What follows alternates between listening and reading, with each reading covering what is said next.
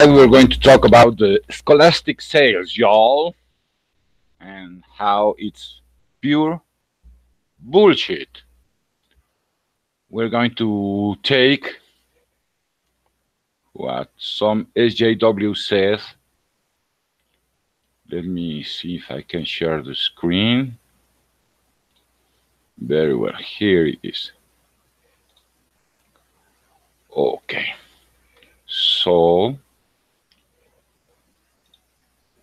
we're watching a little tweet about someone very angry with us on Comicsgate, and he is claiming that our ugly, ugly, ugly comics can't sell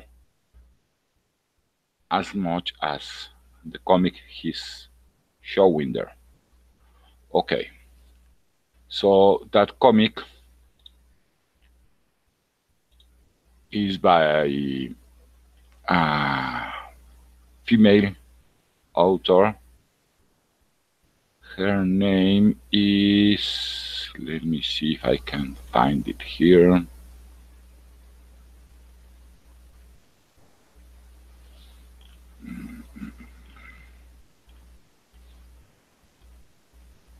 Okay, we got it.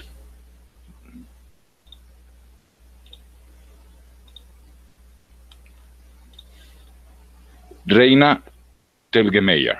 Okay, the comic is, he claims, outsells any comic. It's called Smile.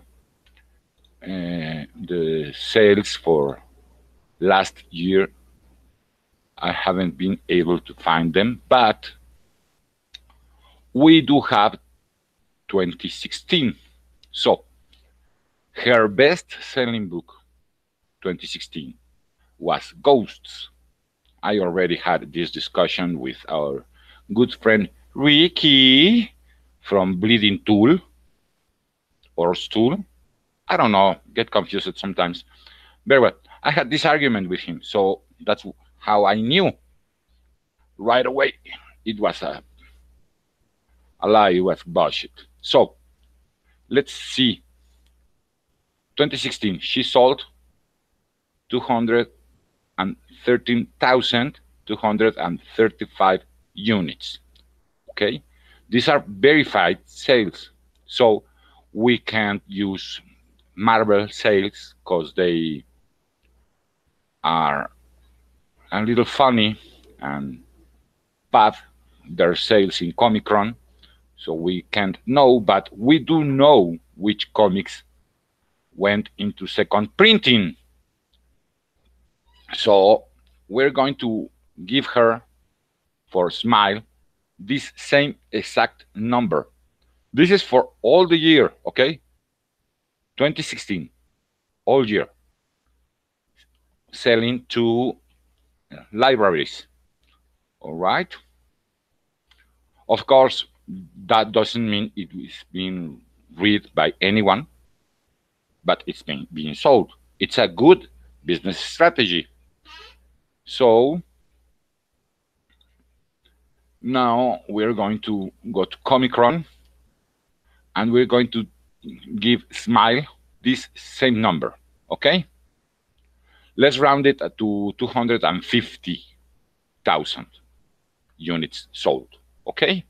Now, Comic-Con, Dark Knight's Metal, number 1. First month it was. It's not a graphic novel. This is a graphic novel. This is a floppy. All right? So, right away, more units sold than a whole year of sales, just on the first month. Now, second month, this is not the second month. What's this? Oh no, yes, this is second month. Okay, very well. Second month, 150,000 plus 260, and we're way ahead of the game, right? Number 3, another 150. Number 4, oh, went down. Where are you?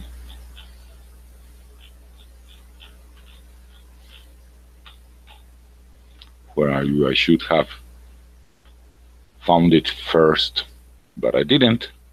So let's see, it must be around here somewhere. Where is it?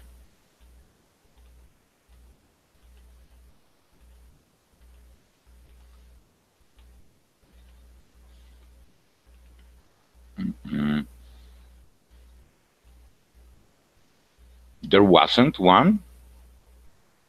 It was only Batman the Devastator. I don't think so. I'm pretty sure it was sold. Okay.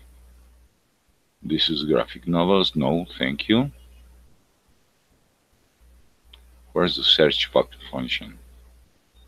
Oh, come on.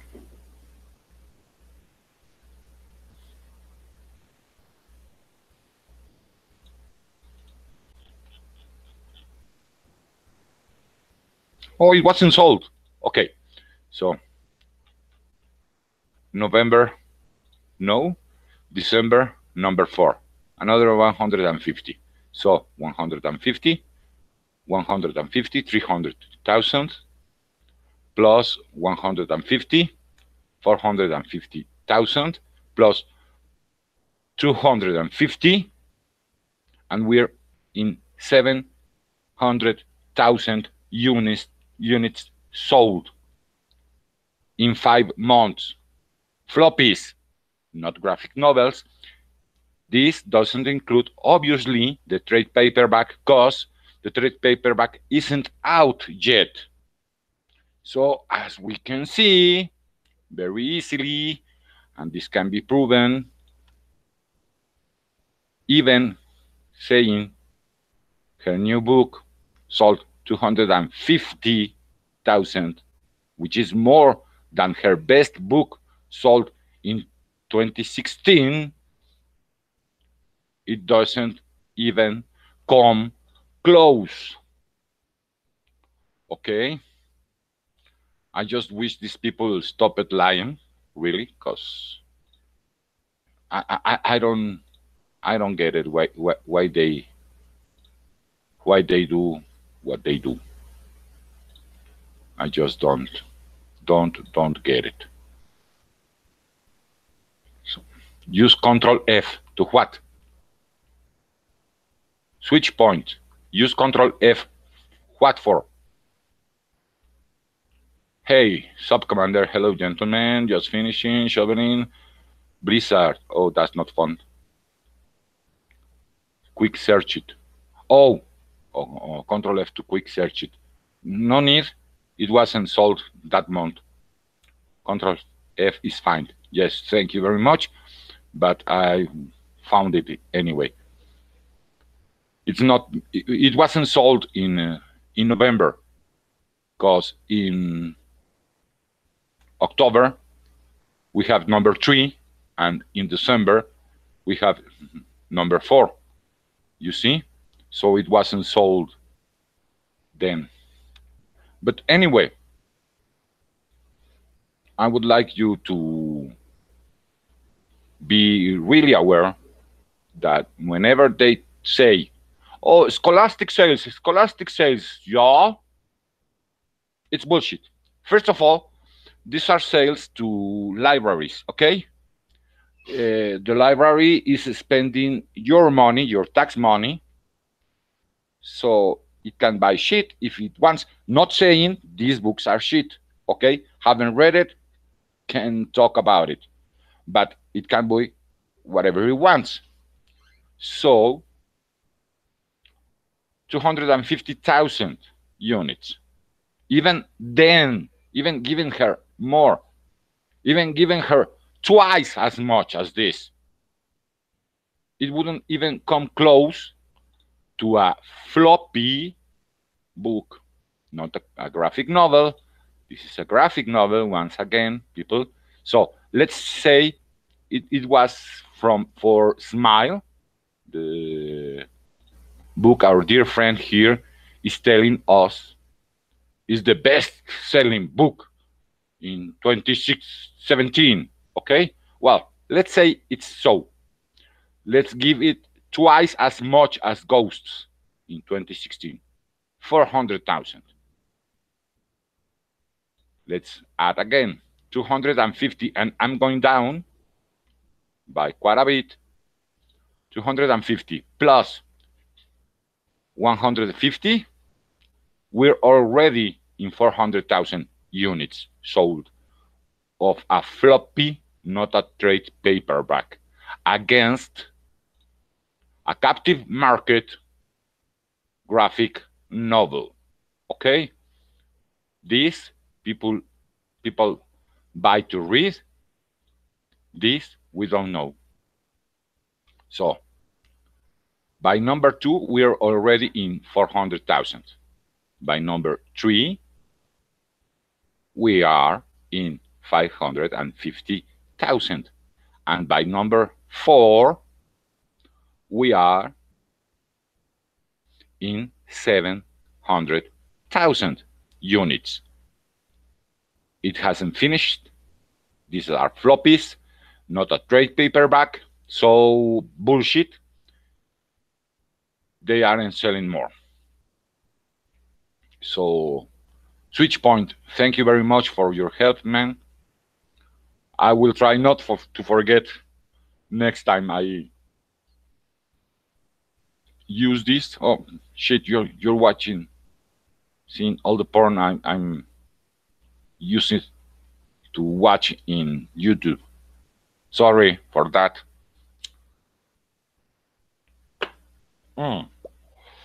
This is good. Any one of you want to jump in for, I don't know, about 20 minutes? Anyone? No? Switchpoint, how about you? Want to jump in? Where is it? This is it. Let me take you down, because I'm going Control C. Let's go to the Twitter. Here's the Twitter.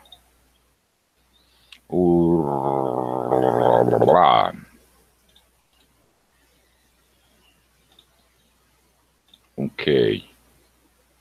Inviting a friend or two to come in. Let's see if Crumple can join us. Hey, who's there? Switchpoint. Oh, Switch. How are you, man? I'm good. How are you? Not so bad. Not so bad? Not so bad. Yeah. So when it comes to the stream, it's like usually about like an 8-second delay. So what do you think about it? Well, I mean, like the Scholastic sales, they're never as good as the actual floppies ever. I think that's always. I think that's pretty obvious. We could even go not with a bestseller comic, you know. Which one should we try? Well, let's go with the bestseller. Actually, let's go with a comic that does sell well. Let's go with Ethan Van Sciver's Green Lantern. I want to see how well that does on Scholastic sales as compared to Smile, because this is a good question, because then you're going to ask yourself, well, how well does Green Lantern sell? And then you're going to say, okay, well, if we're putting that into comparison, and then we're going to look at the actual sales that like somebody actually does in the store as compared to Scholastic sales, you're going to notice a big difference there. Yes, obviously. Okay, this is all year round, okay? Yeah. 2017 sales. We know we can't take seriously any Marvel numbers. Yep. So let's go find our good friend Ethan.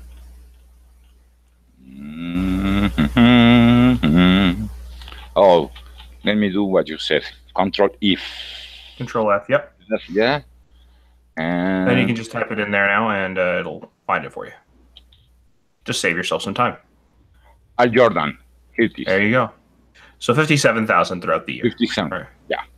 All year round. All year round. You know what? I bet if we take a look which this was, this is a volume, so you got to remember this is a trade. I don't know which trade number this is. It doesn't really say here, unless no, this isn't a trade. This is floppies only. Oh, these are floppies. Okay. Yeah.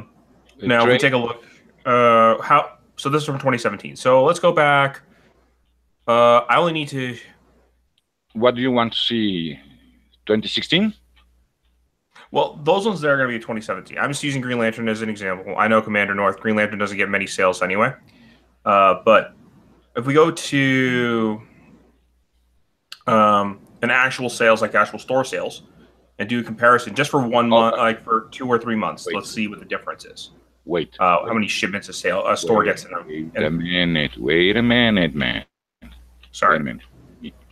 Let me see. What does it say up here? Issue. Oh, you know what? Yeah. That's a single issue. Is that a single issue? Yeah. Oh, wow.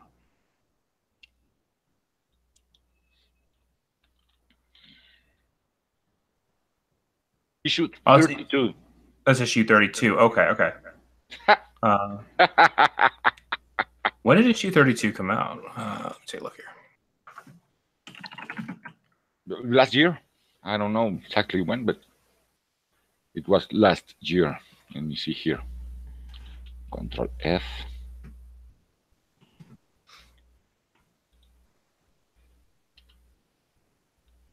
Yes, it should be 35, 34, 33, 32 in November. It came out in November 2017. September.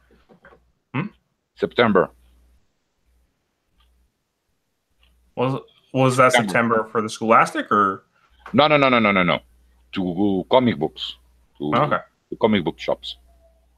No, it was 29 that came out in September. 32 was in November. Yeah, you sure? I'm sure. Okay, no problem. But look, issue 28, 30,000. Issue 29, 30,000. Okay? I'm betting if we add some of those numbers, we get, let's say 10 months, let's say 30,000 rounded. It's 300,000. Plus 2 months, 360,000 units. And it's not the best-selling book. No.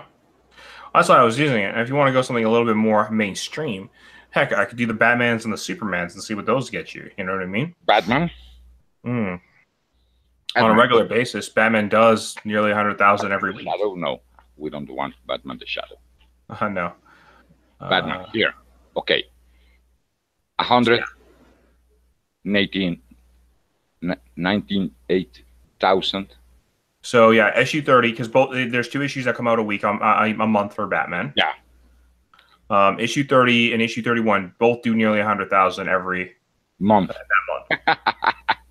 So it's bullshit, okay? And they once and again and again and again. Oh, Scholastic, bullshit. Yeah. How do we know? They send this to second and third prints. That's how we know.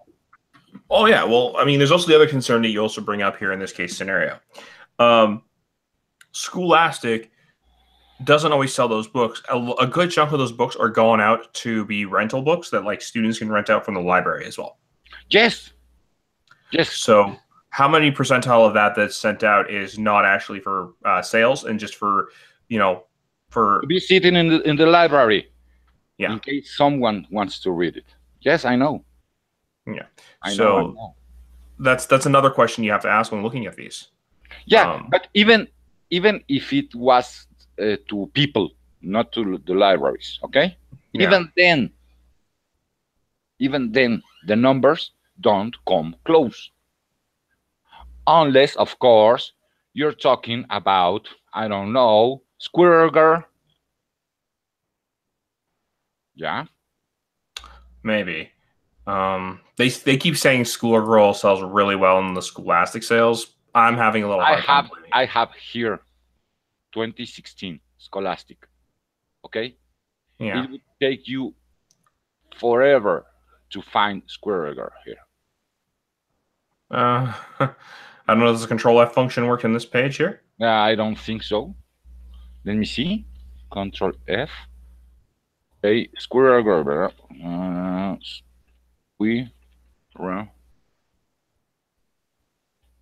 I found 0 was also Squirrel Girl already. See there No, at the top, 0 of 0. It's not working.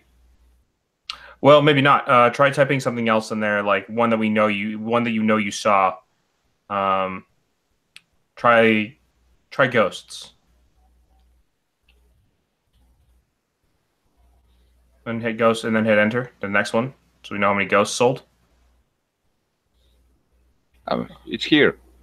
Yeah, I know. Yeah. So okay, no, it's not that it doesn't work. Squirrel Girl wasn't even on this list. Exactly, and this is 750 books. Mm-hmm. So again, bullshit. Yeah, no, it is. So yeah, no, I don't know if Schoolgirl is even hitting those top Scholastic numbers they keep telling us. It's not even on the list apparently for 2016. in the 750 book list.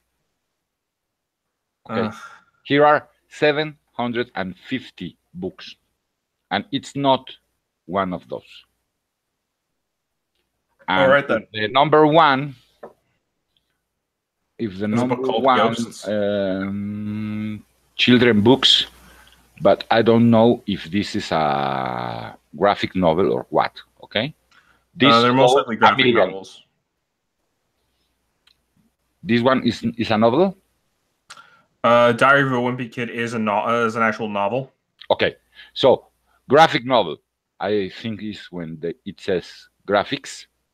Yeah, 117. The best one, 213. Yeah. Okay. So not really that much. No.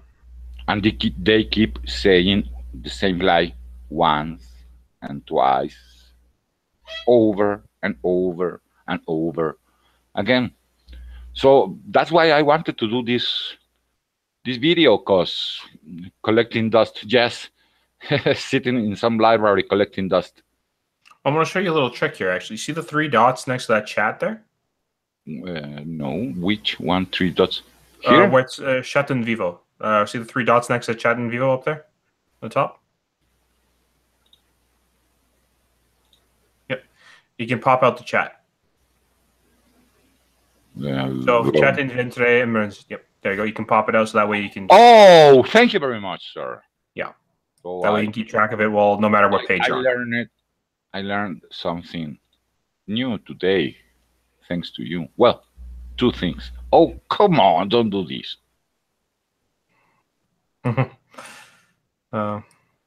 So I learned 2 things today, thanks to you. So they're lying once and again and again and again, the same lie over and over and over. And they can't seem to get anything right, okay?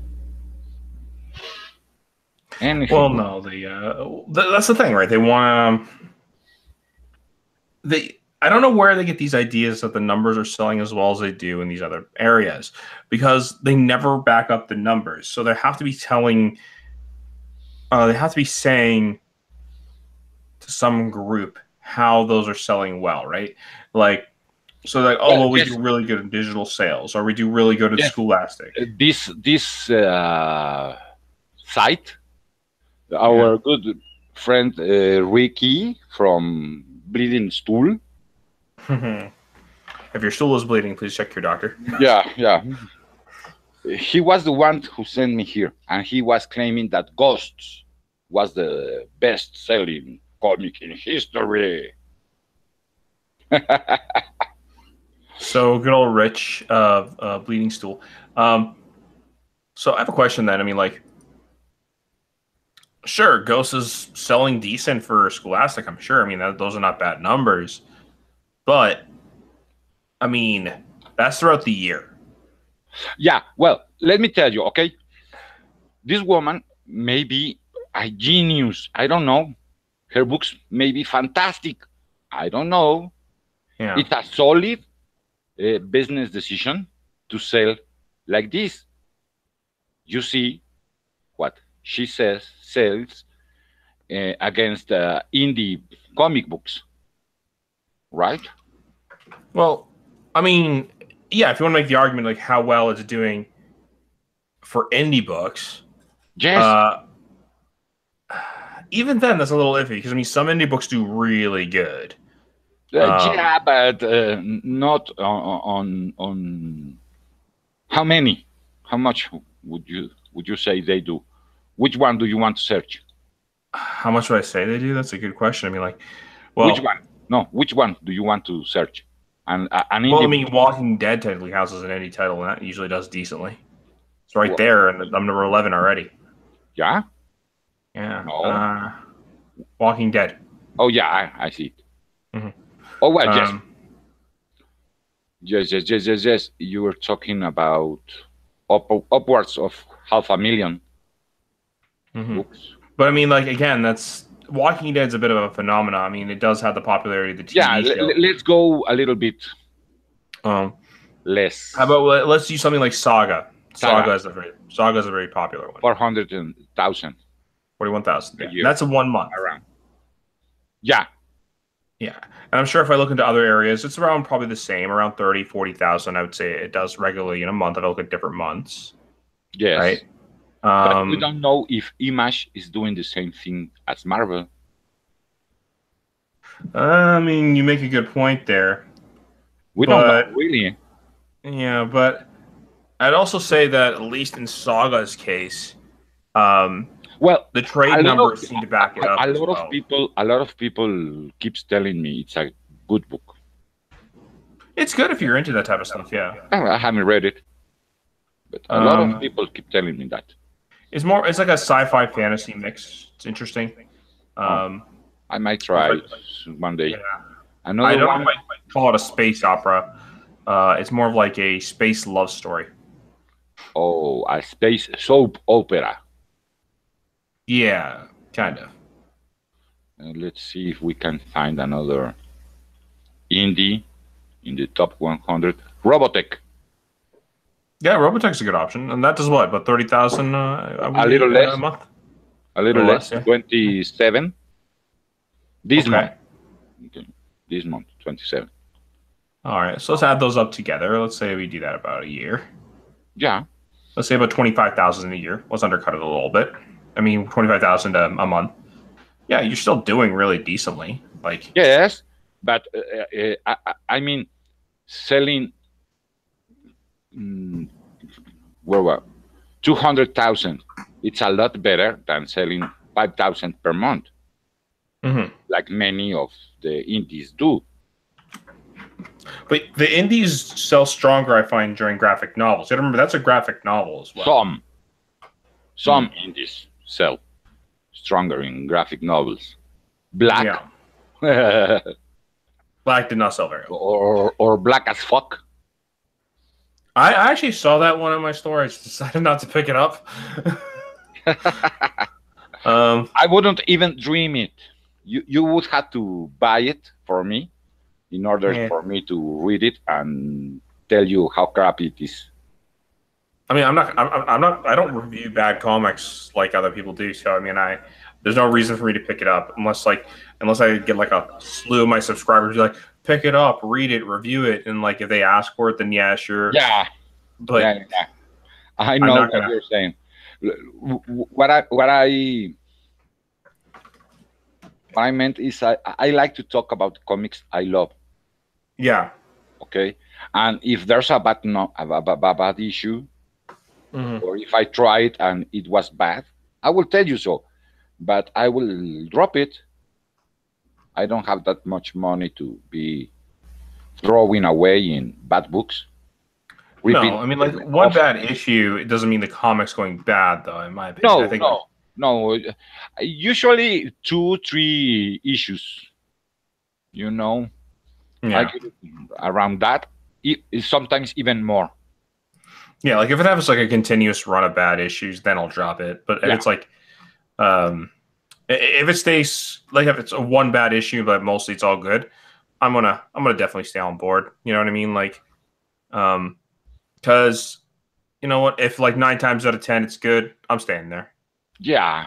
Me too. Don't subject yourself to pain. No, I won't. No, I won't. I love comics too much to be buying bullshit, you commander.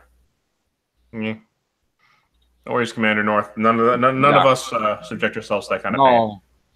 No. Let me stop the sharing screen. I think we have shown what we wanted to show. Yeah. We don't need really any more. You know, the video is here. Anyone? Oh, Scholastic. There's the link. Go watch it. It's lies. It's lies. They are lying, and I am afraid they know they are lying. Oh, I know they know they're lying. Okay. I'm not sure if Rich told. Yes, I think so. He was telling me this woman was the best selling comic book author ever. What? Really? More? Yeah. I would like to know how much has Watchmen units sold. Which Watchmen though? Are we talking before Watchmen, just a regular Watchmen? No, regular Watchmen. Oh well, that one like sells. I find certain parts of the year that sells decent. Yeah. 2008. Okay, Newsarama is not one of our sites. Okay. Yeah. 1 million copies. Oh, but this is the movie. I like me. No. Book, though. No. It's not the movie. Wait. Oh. You know what you would need to do to get the best Watchmen sales, like to understand, like for when it's at its peak. You'd have to take a look at like when the Watchmen movie was coming out, when the book originally came out. This is it. Look. Okay. Post trailer. When the trailer dropped, okay, when the trailer dropped, 250 to 300,000 copies of the trade. And it's from 30 years now. Yeah. Well, the thing is, like, and the book always gets like this weird jump in popularity. Look at before Watchmen started. I imagine that it probably got a spike of like sales of about at least 50 to 100,000 that year. About 3 times. The year before it was 100,000. Yeah. Heck. Says here, it's one of the best-selling trades in the comic book direct market forever. How do you pronounce this? Perennially.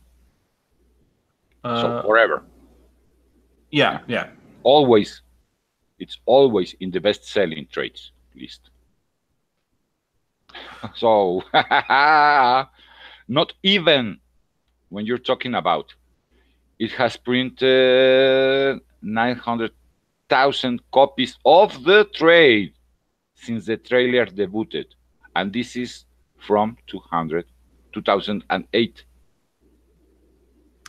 Yeah, no, you're right. I mean, like that's the thing, right? And it gets reprinted all the time. Heck, like people will even rebuy it on those reprints because sometimes the reprints will have like extra art or extra like details about the Or process of an the series. interview. Yeah. I know like I know a friend of mine recently just rebought a copy because he wanted a pristine one for his lineup because this is one of those books that has staying power. Yes. You know what I mean? Yes. And this is one. Let's see, V for Vendetta. I would say V for Vendetta is another one of those books that does the same thing. Yeah. Yeah, I think so. V for Vendetta. What's this? No, this is the movie. I'd imagine more people probably know about the movie than they do about the comic. Yeah, I guess so. Well, to be fair, like V for Vendetta didn't really market its comic counterpart as much. Well, only nerds really loved it, you know?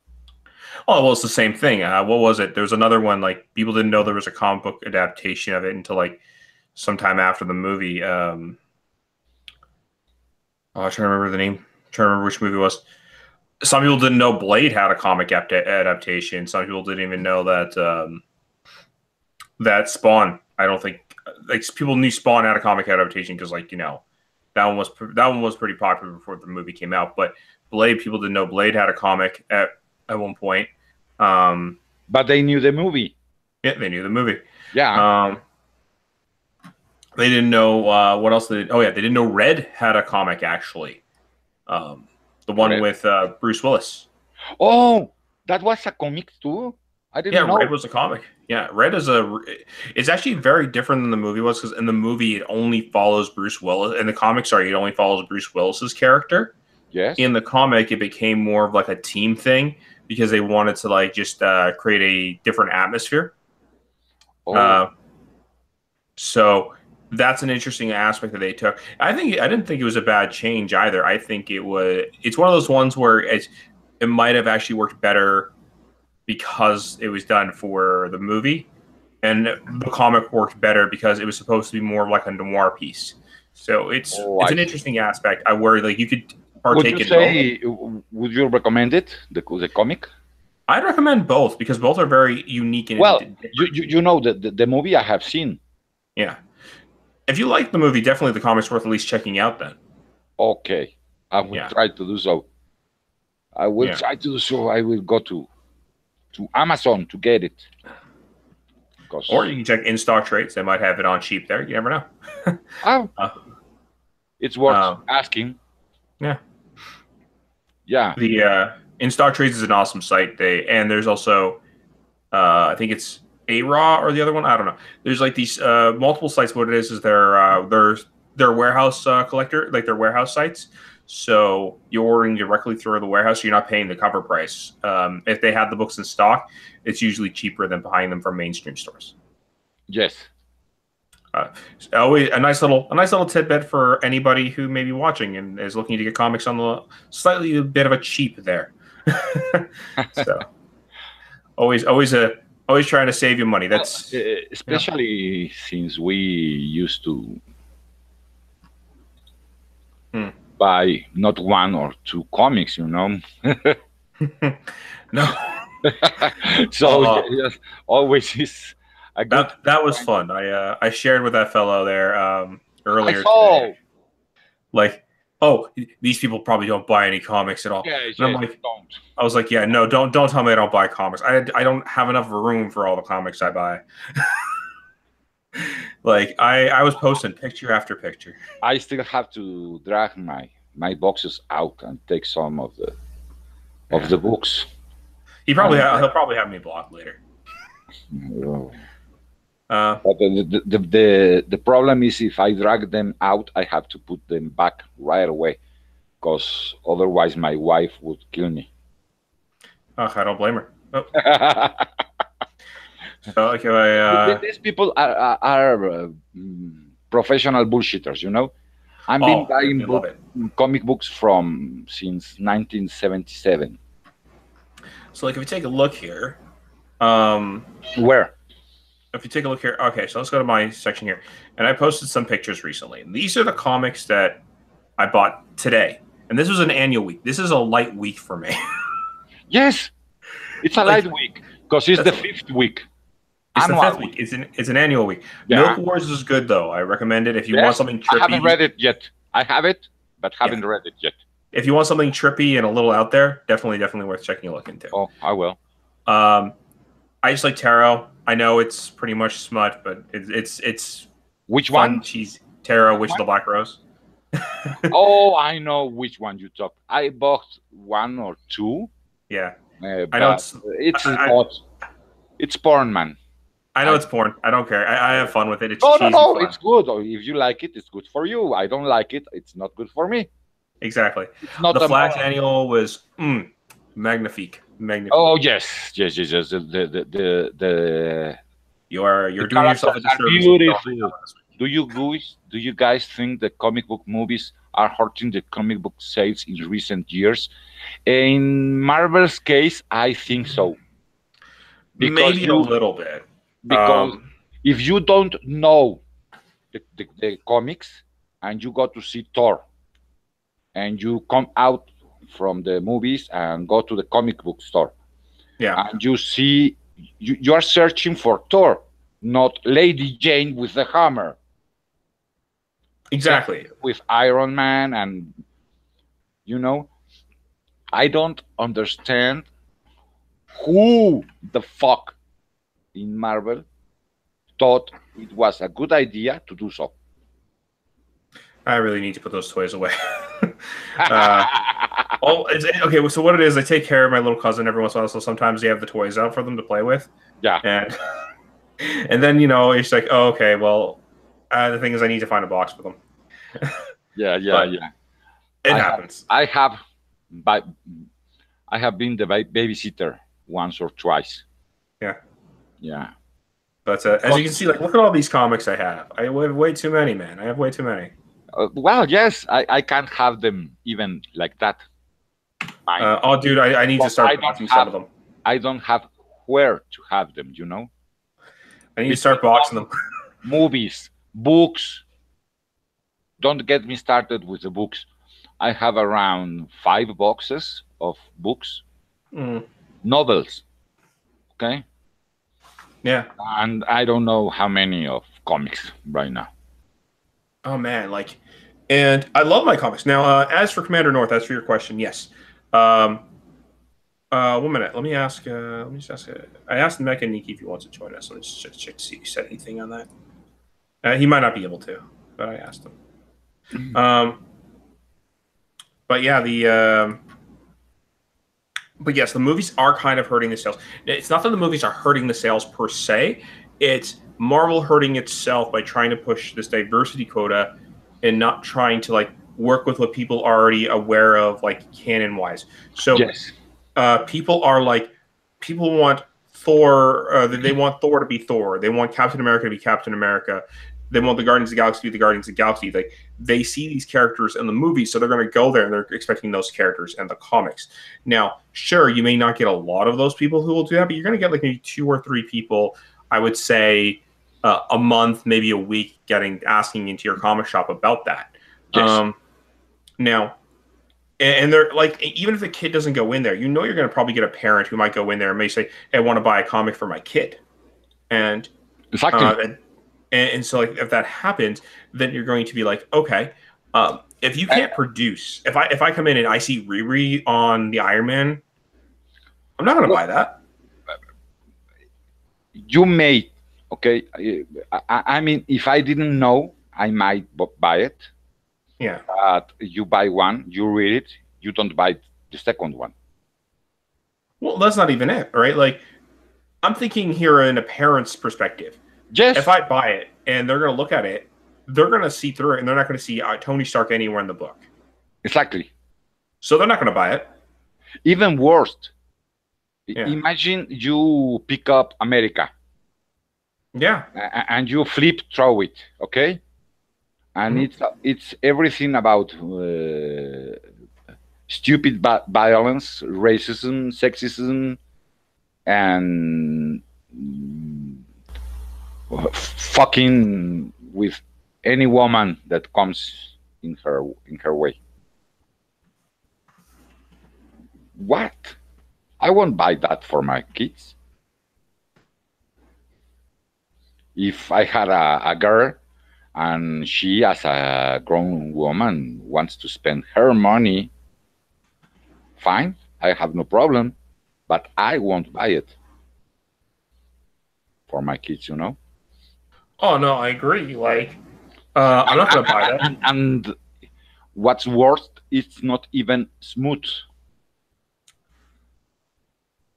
If it was smooth, it would sell a lot more. Lesbian smooth? Oh, come on, man. Oh yeah, lesbian smooth. That would sell. That would sell like hotcakes. Yeah.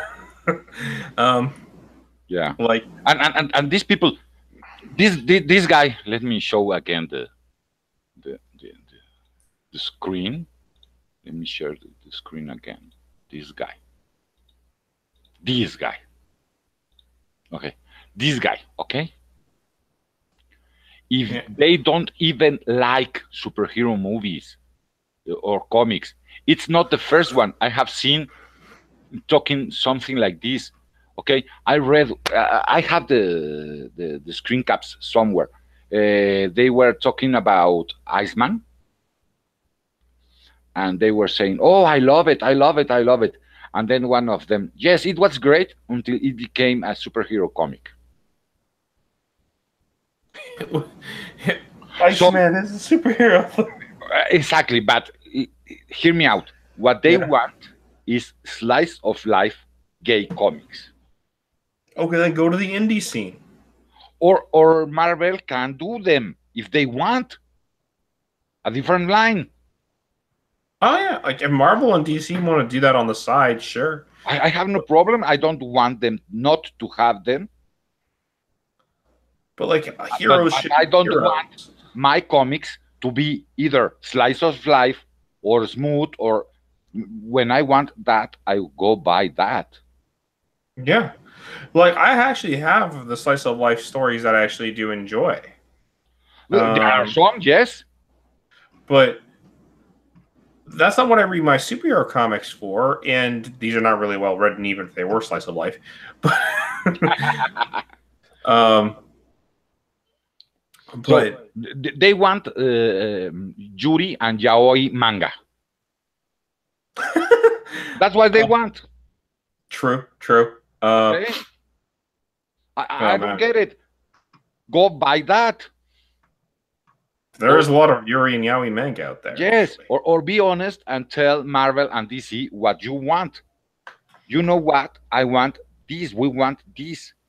Mm-hmm. But not manga. We want it in comics style.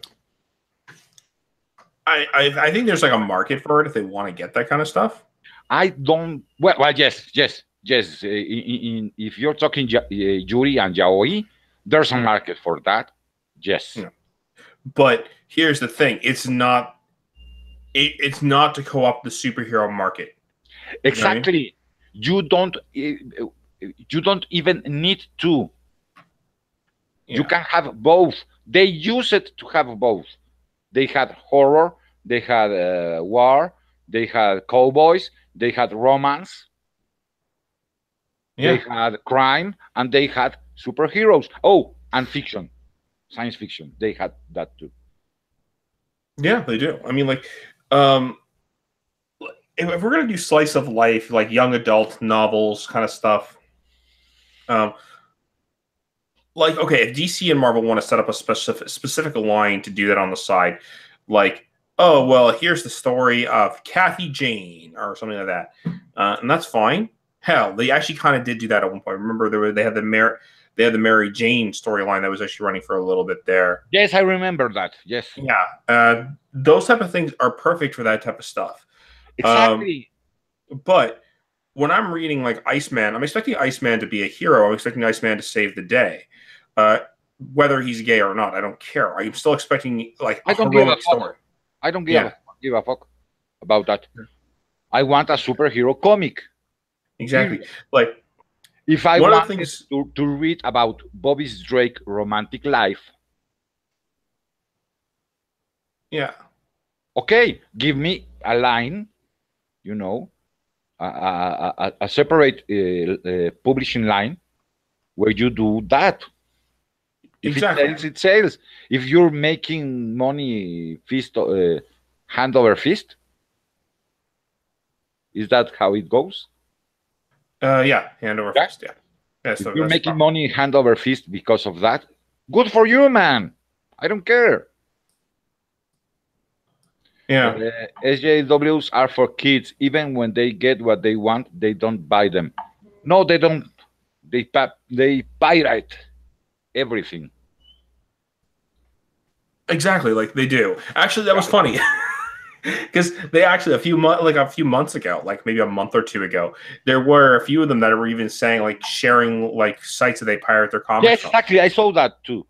Yeah, and I laughed so hard when I saw that. Yeah, go here and download it.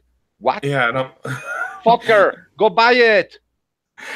You're wondering why your books are getting canceled. You're not paying for them to stay around. Exactly. And like you get angry at us when they're like when they get canceled. I'm like, well, you told us not to buy them, and we said, okay, we're not because we don't like them, so we didn't buy them. Captain Frugal was he, and who else was before? Yellow Flash. I don't remember. They were talking about getting kids to read comics. Actually, I was looking into that myself. If you put cheap comics, Alterna comics, cheap, okay, in that price point, okay, if you put them on the 7-Eleven, if you have that there. Well, you can put them in 7-Elevens. You can put them in grocery stores. In the drugstore. In the drugstores, yeah, like all of them. Not all your comics. You can make I don't know, Marvel Presents, for instance. Exactly, like twice a month it comes out. Every 3-4 issues, one story, and you change characters, and it's even a great way to test new characters too. Well, exactly. And what you can also do with it, and I think this would work, is like both Marvel and DC, like they could do Amazing Adventures, they can do Astonishing, or like they can do the or whatever, like they want to, like a compilation book, kind of like they used to do, where it had like 4 or 5 different stories in there. Yes. But at the same time, do it on the cheap. Put it on newspaper print so that it's cheaper to print off, so you can sell it at $4.99 or $5.99, almost like those Archie digests. Yes, you know exactly. I mean? And so then what you'll do is then when you're out, like if I was let's say I was a parent that didn't buy comics, I wouldn't think nothing of that. I would like be like, oh, I'm buying groceries. Oh, well, and let's say I have my little kid.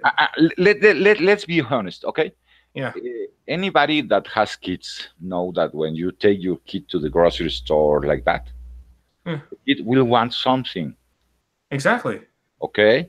And giving him a comic might help keep him quiet on the way home. You know? And it doesn't get your car dirty, it doesn't get his clothes dirty, and it helps to make him read. Also, it's better than a chocolate bar, or like better than candy for them. Yes. So they're not eating junk food. They're doing something that's good. You're right. They're reading, which is much better than all those things. Like, exactly. You know what I mean? Exactly. So, you know, you could have that digest, and you get I don't know, 2 or 3 characters that are always there. Yeah. And the other 2 or 3 are changing, the 2-3 numbers, and they're changed, 2-3 numbers and then change. Yeah, like sure, have the key characters that people are going to come for. Have your Captain Americas, have your Iron Mans, have your Spider-Mans, have your Batmans, your Superman, your Wonder Woman, the ones that people really want to see. Yes. But then on the backups, like in the other 2 or 3 stories on the side there, you can easily include something like hey, you know what? Here's a Plastic Man. Here's a And they don't even have to spend more money. exactly. They have 70 years to reprint. Oh, they do. They have so many years of reprints they could use too. Exactly. How much? Like Spider-Man recently did the digest, like similar to what, and Avengers recently did the digest, similar to what like Archie does. And I'm like, that's actually a good turn. That's actually a good move, but take it to the next logical step. Don't only include Avengers in the Avengers Digest. In the back of the Avengers Digest, put a few Hawkeye issues in there. Put a few Captain America issues. Put a few like of these other old issues to get them into like other characters other than just the Avengers alone. Exactly. Right? Exactly. That way you get them to interested in some other character. Yeah. And then with the Spider-Man one, Spider-Man doesn't only have to be in there. Put a Hulk in the back there. Spider-Man has teamed up with the Hulk 100 times. Put the Hulk in there. Put the Thing in there. The Fantastic Four. Why not? You know? Yes. Put the new Avengers, the first one. Yeah, exactly. You know, like I like the idea of those digests being put out there, but like take full advantage of them.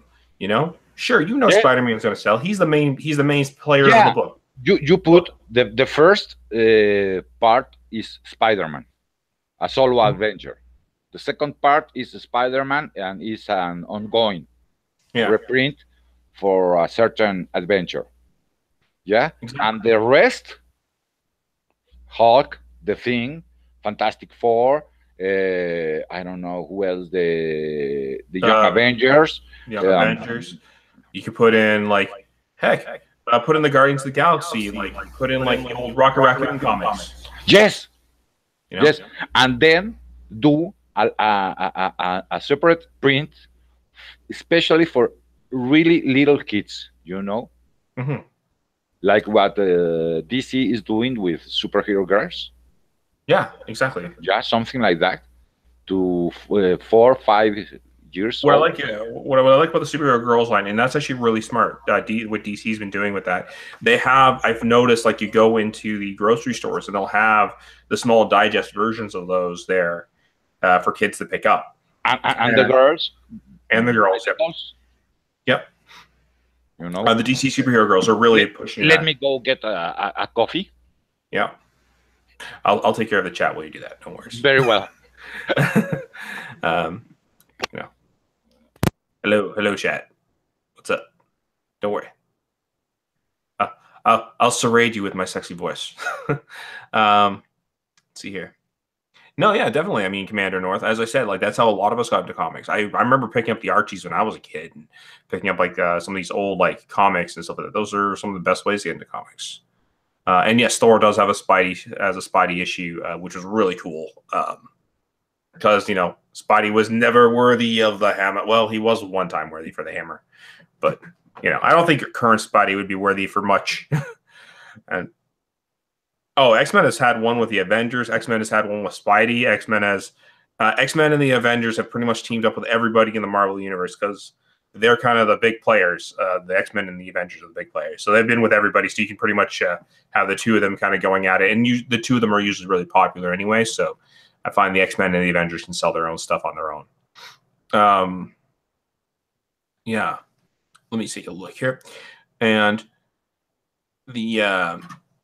and I would say that in this case scenario, what I was trying to pull out was that the backups need to be things that people aren't really going to see. Now, DC Superhero Girls is really good about this because they have the small issues that are coming out, but then they have like the really well done trades that I saw like in the store, but they try to make them like smaller than they would make a normal trade because they want to still sell them at a decent price point that parents can pick them up. That's what makes the DC Superhero Girls really good. Definitely no, those should be in the digests. So like I could see the X-Men having their own digest with backup stories, Avengers having their own digest with backup stories, Spider-Man with his own digest with backup stories. Again, you could do the same thing. Hey, what's up, Tom? And you can do the same thing with like Justice League. You can do the same thing with Superman. Same thing with Batman. Same thing with Wonder Woman. All these characters who are like high-end sellers, and really popular amongst like the kids and amongst the mainstream audience. If you put these digests out with those characters, and then how the backups have smaller characters that are like in these universes that like could use a push, or maybe not even a push, we could just use a little bit of like extra TLC. Just kind of put them in the backup issues, even if it's not a team up thing that they do with that hero. If it's just something small that like just a small little story that you could put in there, like to hope in hopes that the kid will probably get into that kind of character, you know, because that's what the old Amazing Adventures used to do. That's what the old Action Comics used to do.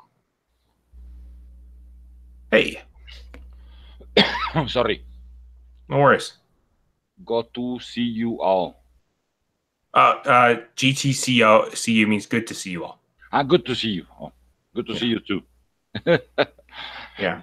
Yeah, you know what I was thinking, and they also need to stop writing everything for the trade paperback. I agree. I don't mind an overarching story, but I feel like each issue should still tell its own story overall. Yes. And then you can have hints of the overarching story happening in the background. I don't want to go back to the Silver Age, where they ended every story in a single book. No. But because you have to do it in a rushed way many times, you know, and you can't tell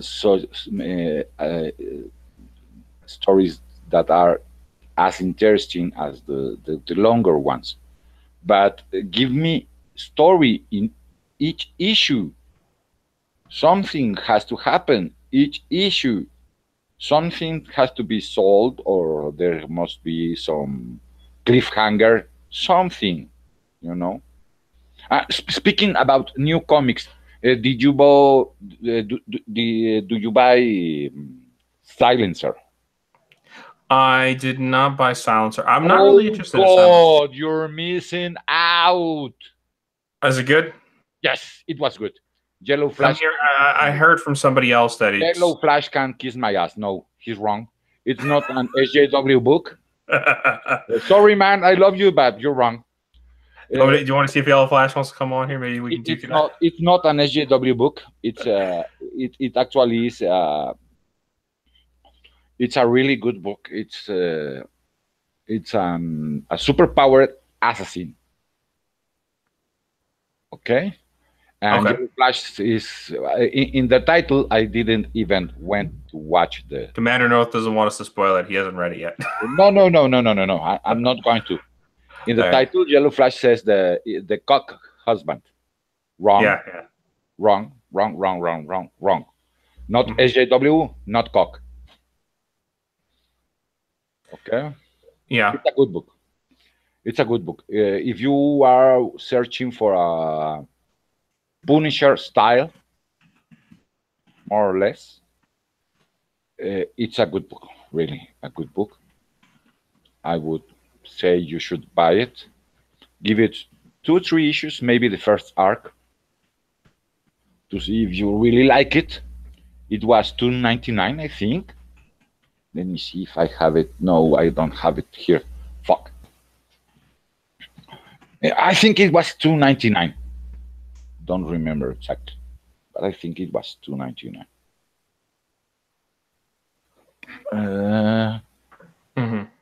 You know, I prefer trade paperback graphic novels of comics. Well, it's fine. Oh yeah, I personally prefer single issues. I used to be into trade paperback. That's when I was showing my pictures earlier. Like you can see, I used to be into that. You know, if I didn't have to wait 6 months to get it, I might. Exactly. Like that's my kind of that's what stopped me. I didn't want to.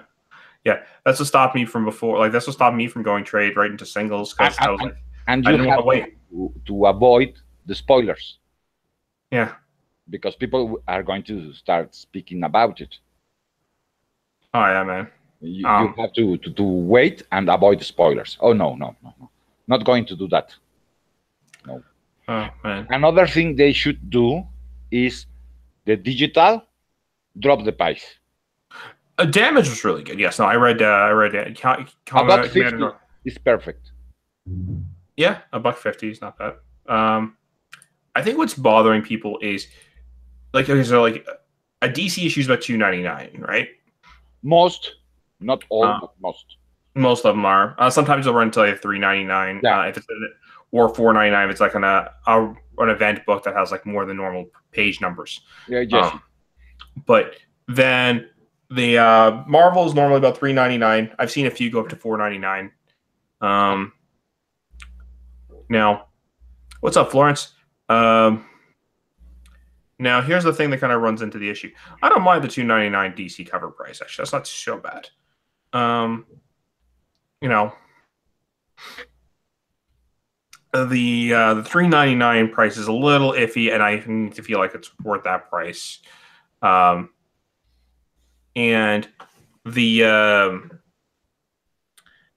the pricing of the $4.99 higher, again, I still need to feel like it's worth it. Now, I don't mind spending $4.99 on like an event book that really does feel like it's worth it if it's an event book and that I know Marvel is milking you because the which one was the Rebirth special? Oh no, I didn't buy that. That was not worth that price. It was bigger. The Rebirth special was bigger than the one they did with Legacy. No, okay.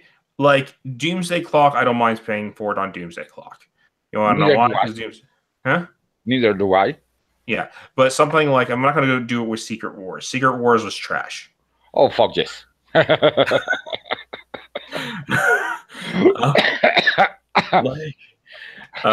Did you see the new one they are doing with Avengers? Like the Avengers No Surrender? Yes, that one. It's a remake of something they already did. Again. Of course. I don't remember exactly. It's the first Secret Wars,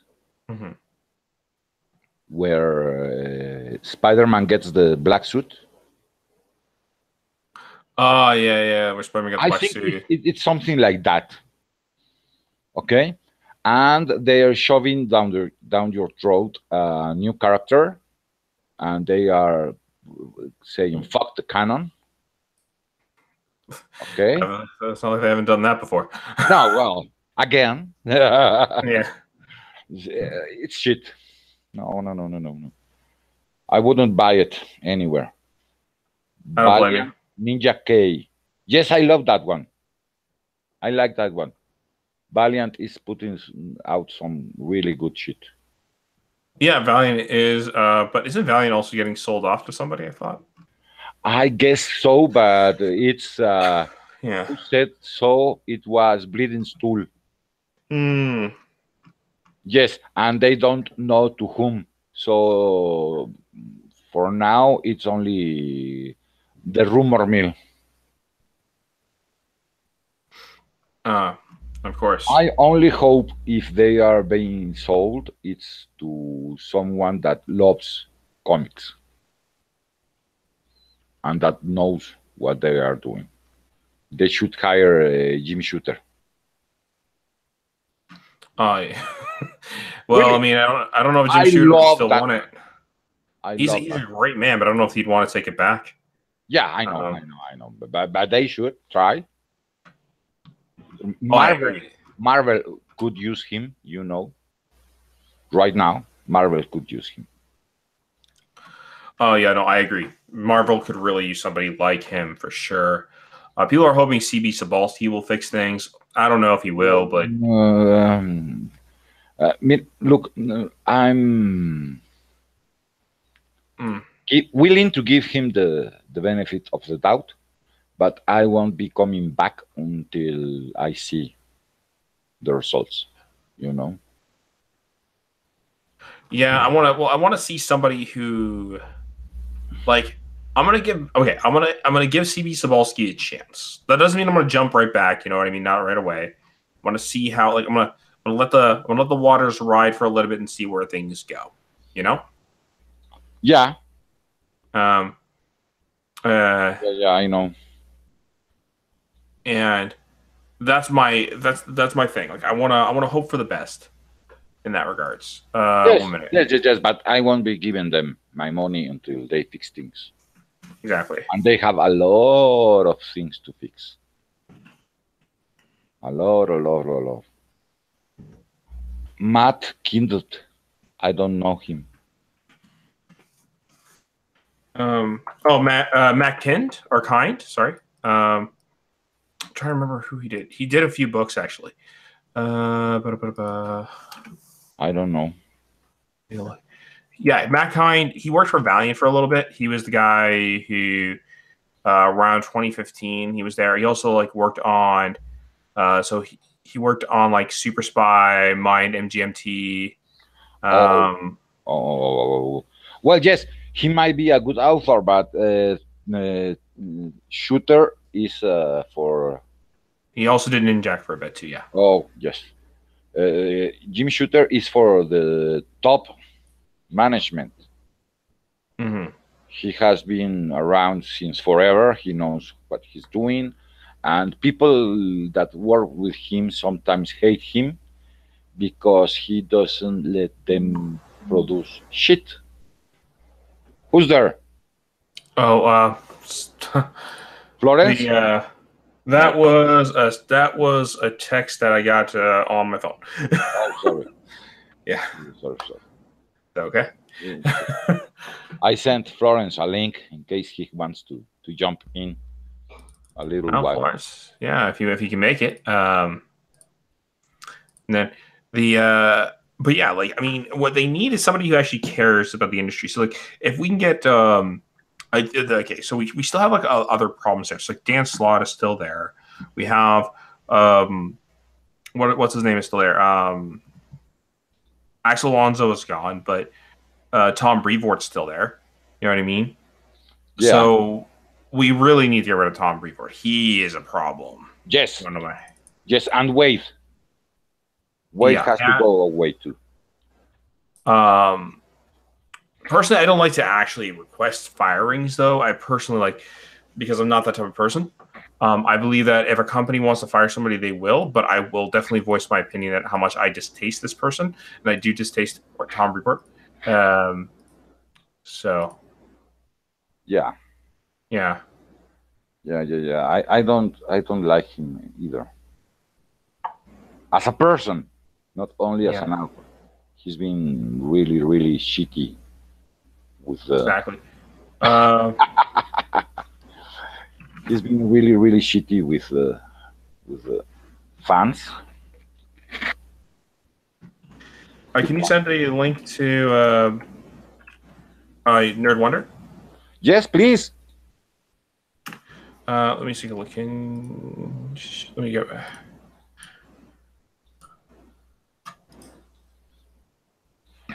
Excuse me. Let me see if I can send it to her here. There you go. Wonder. That should work. What's up, Florence? Hey. So, but yeah, like as I was saying, like Tom Brevoort, maybe he shouldn't be editor-in-chief. If Tom Brevoort's going to stay, he needs to be, his editor-in-chief status needs to go. Yes. I think that somebody else should be like in charge of those. Maybe if they give him one book and have something supervising him constantly. Exactly. Because he... Oh, fuck. Oh. Sorry. Do you hear the echo still? A little bit of one, but I think that we have Florence and Nerd Wonder just joined us, so. Hello. Hello. I'm going to try and open the chat thing. Silence little piece of... Okay, there we go. I got it. I was yelling at the computer. I'm sorry. No problem. Bad computer. Bad. I think it's a mental shift. They need to remember it's a business. Yes, Commander North. They need to remember it's a business. They need to remember that they are producing something for people to buy. They are not making a rock to sell to a museum for I don't know how much money. For how can you be so stupid, people? Really? Well, yeah. Rock? So to catch Florence and Nerd Wonder up, we were just talking about Marvel's like Captain Frugal and Yellow Flash were talking about how to get young readers back into comics because they know that like Comics Division has also been talking about this too. No, I was just I was about to say something, but I'm like, no, wait, you just said that. It's like, he already got me on that. Dang. No, and a few people have been talking about it, and we were saying like, what'd be nice if we could like do those digest issues, but like similar to like those like what Action Comics used to be, and what like Amazing Fantasy and stuff like that used to do. Yeah, like the manga kind of thing. What they do with like the Shonen Jumps and stuff, compile them. Yes, exactly. Yeah, exactly. But we were saying do them in digest form, do them like a small digest, similar to like what Archie does. Yeah, and have like a compilation of stories. They have tried that. They have done that. Very little though. They don't market it enough. But also, I just think, also it depends on the stories that you bring out too. That some of them are just not compelling as much as others. But they can reprint. They have 70 years to reprint. Yeah. No, they do. But they like I heard that the Spider-Man digest, which they were selling, like I never see it anymore. I think it was just like they did it once and they decided not to do it ever again. And it was apparently just really old Spider-Man stories. So it's like, why aren't you doing this more? What was like 50 of the pages just America Chavez advertisements? What? Like that's my only expectation as to why they didn't do it. Like I just don't get it. It's so dumb. But yeah, no, I totally agree with you. Yeah, they should do that and combine it with newer. They could give newer stories to new talent and publish them there first, so they can get some experience in the field. That would be a good idea. I think that's a great idea. Well, yeah, that's definitely a great idea. Like I was saying, like also, sure, have your Spider-Man and have your Avengers one, have your Captain America one, or like the popular characters, obviously. But why not use the backups to put like not as popular characters in there? Like to make them popular. Exactly. Like I would have said, you get all the new talent, or even you can even make a book with a bunch of the crappy ones. Like, let's say they wanted to keep America and Squirrel Girl and Gwenpool and stuff. Give them ideas. Okay, fine. We don't keep America because that was the Demon Hell spawn. Okay. So if you want to keep Squirrel Girl and shit like that, and Gwenpool and maybe Moon Girl, the Devil Dinosaur, well, you compile them into one book that's called the New whatever, like whatever you want to call it, and you publicize that, and but you add in one book that actually does well. Yes. That is going to be the stable supporter, which could be like an Avengers book or the Champions. I mean, Champions isn't good, so stick it in there and the underling growth. So, but you put in something else, and you compile like that, a hook. and then you get kids to actually review it. Like you put in a little card stamp in there with a code that can like give them free wallpaper or whatever. They go in there and they type in that code, and they get and then they're asked to do a review on what was your favorite comic of there. And that's what they do in Japan. That's how they figure out what series need to be canned and fast. That's a good idea. They'll rate them, and then the number ones all the time are rewarded. Like if you are the most popular of the day, they'll ensure that artist or whatever, that series gets the front cover of that book. Like it's always in the front cover, and if you suck, you get a tiny little picture in the background. Like that's how they did it. That's how they do it over there. But what you could also do is I had an idea and I forgot it now. If you're gonna do crossovers, because Marvel's like really into crossovers, which sucks. I'll be right back. A little bit too much. You shove them all into one book, so we don't need to bother. This week, except Star Wars and what else? I don't remember. Except Star Wars and one more. every single Marvel book was a legacy tie-in. Yeah, what the fuck is it? What is a legacy tie-in anyway? I don't know anything. Like my Renew Your Vows is now a legacy tie-in. You want to know what that legacy did? You want to know what legacy did? It made them progress 8 years in the future, and now everybody's pissed. Exactly. How dare you? We liked her being a child. It was the best. How dare you? Look, they don't know what they are doing. Really, I think they know. They just don't want us to be happy. That might be true too. Yes, you know, there was a book, a miniseries. It was 5 issues, 4. Yeah. 4 issues. It was a Nomad Girl Without a World. It was a good book. It was a good character. Yeah. It was an Amerisu. And where is she? I don't know. Wait. Didn't Nomad show up in the Champions and that was it? Way back. I'm talking about around when. When was this? I think they returned her in the Champions for an issue. I think somebody reviewed it and they were like, "Oh, great!" And of course, all the girls are best friends, so they're gonna have a team. Oh no, I'm talking about way before. No, I totally get what you're saying, and they never brought her back. Well, here's the thing: why? Because most of the people that are working there don't read comics, so they don't know anything about cool characters, and nor do they go to the back bins to see characters that should be brought up. Exactly. The reason Squirrel Girl was ever revived was probably because there was a fan market that would joke around that Squirrel Girl could kick everybody's ass. Like, I had friends, what was it, 5 years ago, that would constantly talk about Squirrel Girl. So it was in cult hype at the moment. Well, yes, if you keep it as a joke. Okay, but here's what you got to remember as Squirrel Girl. They don't think it's a joke. Yes, exactly. Look, even Munger was a tie-in. Isn't she supposed to be a book for little kids? Well, yeah, she's also a takeover. There was Moon Boy in the Devil Dinosaur, and they got rid of him and swapped him with Moon Girl in the present. Okay, I want to point out that first issue, they literally killed off Moon Boy. They killed off Moon Boy, that's right. Yeah, he was a monkey. Like, oh, you dick. Yeah, but that's isn't that a little bit specious? I don't know. I just feel like a little bit offended they had to kill off another character to replace them, which always happens with these current series. Yeah.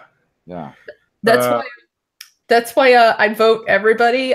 You should stay away from Marvel. I don't care if Jean Grey's coming back, because you want to know what? They're still not going to give you what you want. She's going to become a whiny little bitch in 5 minutes. I know this. So come over to DC, where everything is cool. And in fact, not like everything. Okay, let me tell you something. I said about 2, 3. No, the last 2 issues. Yes, the last 2 issues of Green Lanterns. Okay, I enjoyed the last 2 issues. The last 2 issues of Green Lanterns. Let me tell you what they did. Okay, yeah. Okay, let me tell you exactly. I'm going to read it to you. Wait a minute. I enjoyed the last 2 issues. Maybe he's gonna like it. Maybe that's what he's gonna say. No, you're not going to like it. Oh, okay. You do like it. Wait. Are you talking about like the whole like how they were trying to make her seem like she like the whole authoritarian thing that she was trying to pull off? No. It's issue 37 and 38. Okay. Yeah. And let me go away. Let me see if I can. Wow. I can't find it. Well, okay. Never mind. They are talking about how he can't get a job. Oh, that thing. Yeah, he was trying to get a job, and they would have hired him if it weren't for a tattoo he has. Oh, but that does happen. There are people who don't get hired. Literally does happen. Yeah, I know, but here's the thing, okay? Yeah. It's because we're brown people with bad resumes. Oh, really? So Oh. white people with bad resumes get hired. Oh, Okay. in fact, No. I know too many. Because I worked in the tattoo industry for a while. Like, dude, it's like incredibly like difficult to get a job outside of tattooing and other things if you have finger tattoos and neck tattoos. Like, I know. neck tattoos usually represent something like really dangerous and criminalistic at points. I know. And in the issue 38, they again, just because we're brown people. No. Maybe we can pretend. Maybe we can maybe we can think of it as an opposition that it's really. Well, I'm echoing. Echo. Okay, but I'll try. Is it me? Hang on. But maybe it's just a. Let me take out my mic and see if the echo is still there. All right. Well, I can kind of see it at times that maybe, just maybe, it's just the character himself. That it's not really the comic telling us this. That it's just his stubbornness and his thoughts. That he states it's got to be because of a race and so forth, and nothing else. Well, okay, so I'm bringing up here. So here's the thing is, like, I buy the issues anyway, but I want to bring up a site. Yeah. I'm gonna bring up like a site that I can probably just to share us. Share us and see if I can find it first of all. Yeah. It's not in this part of the issue here. I'm just going through the issue right now, seeing if I can find it. Then I'm going to share a screen. But I know what he's talking about, but he never took it the way I think he's taking it. I understand what he's saying. Like, I know where it can come off as the way he's saying it can come off, though, because I get it. But I don't think like it's like one of those things where they're trying to say, oh, well, only brown people kind of have that issue. Like, so let me take a look here. Let me see if I can find it. What's in 30? Let me try 37. 37 might be a better one to find it in. Okay. Look, I'm not saying it's SJW Marvel, okay? Oh, it's not SJW Marvel. In this climate we have, you see that and you go, oh fuck, no, please don't. Yeah. Especially after what they did with Black Lightning. Oh yeah, I heard that. Black Lightning was a debacle. I had the first 3 issues, and I dropped it. Yeah, I was I watched Chudi's reviews because I was hoping it would get better because I usually go by reviews because it's like too much money. Yes. And so I listened to his reviews and he's like, it seems to be picking up, and I'm like, is it? And then the next issue went right downhill again, and I was like, shit, man. No, it's BLM, SJW all the way. Listen, BLM is fine in certain quantities, but when it's completely overtaking the book, that's when the problem lies. Then you just become another, what is it, that book, Black or something? They could have done it in a much, much better way, okay? Yeah, because I hear they did that a lot with Milestone, isn't it called? Which one? Milestone? Isn't it the group that Rocket? Oh, yes. Yeah, they put it in, but it was usually understood like, and most people said, yeah, but it was like it was a fair quantity, and then but they mostly focused on story, and it was like, yeah, there you go. That's but Milestone was done in a certain way, Yeah. And Black Lightning, no, don't buy it. Yeah, I'm gonna wait for Static to come back, and then I'll buy that because they're bringing him back, and they're bringing Milestone after Metal's done. Yeah, that's right. Let's go. I'm actually looking forward to getting Rocket, getting Icon and Rocket back. That'll be fun. I've never. I learned about them after Milestone was returning, and I looked them up, and I'm like, I want Rocket. That sounds really cool. Rocket is fun because with Rocket, she's kind of, the best way to explain her is she's very much. I would say she's very much kind of like the Kitty Pryde of the Milestone universe. She's very like gung ho, very. You mean original Kitty Pryde? Yeah. like original kickback, like He tried fun to kickback. like in emo land of whatever, where everybody is written like a Nickelback concert. We don't. No. Excalibur. They should go back to Excalibur. You don't know? Trying to find a line here. Jeez. You find it? But, well, I know what he's talking about because I actually remember seeing it, right? Yeah. And it's like when they say it's because like he says they say it says like brown people with like bad resumes and stuff like that, right? And I get that. Yes. And in the next issue they once again because we're brown people and I go why no don't go this way. Yeah. You know? I hate when they do that. Yeah, I know. So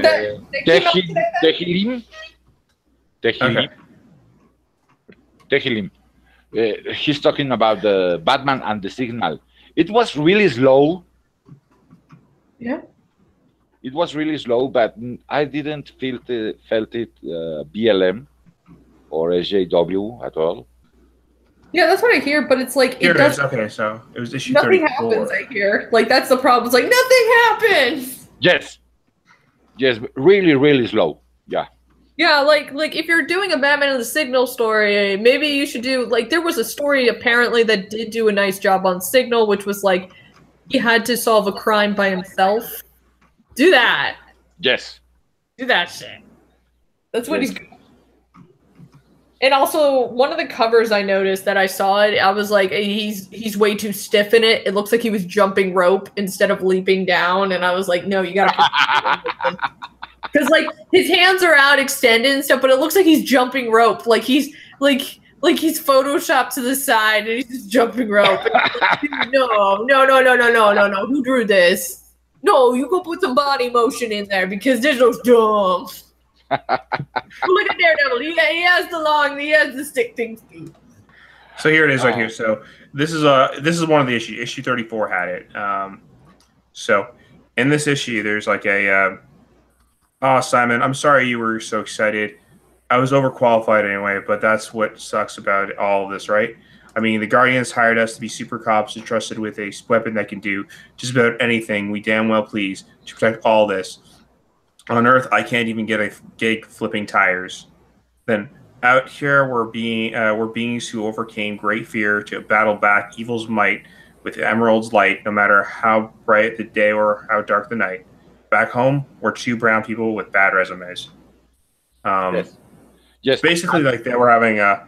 Now I understand what you're saying. So far, so good. But in the next issue, in 35, again, Simon once again goes. We're because we're two brown people. Yeah. You know, and I went, oh, please don't go this way. I love this book. Don't go this way.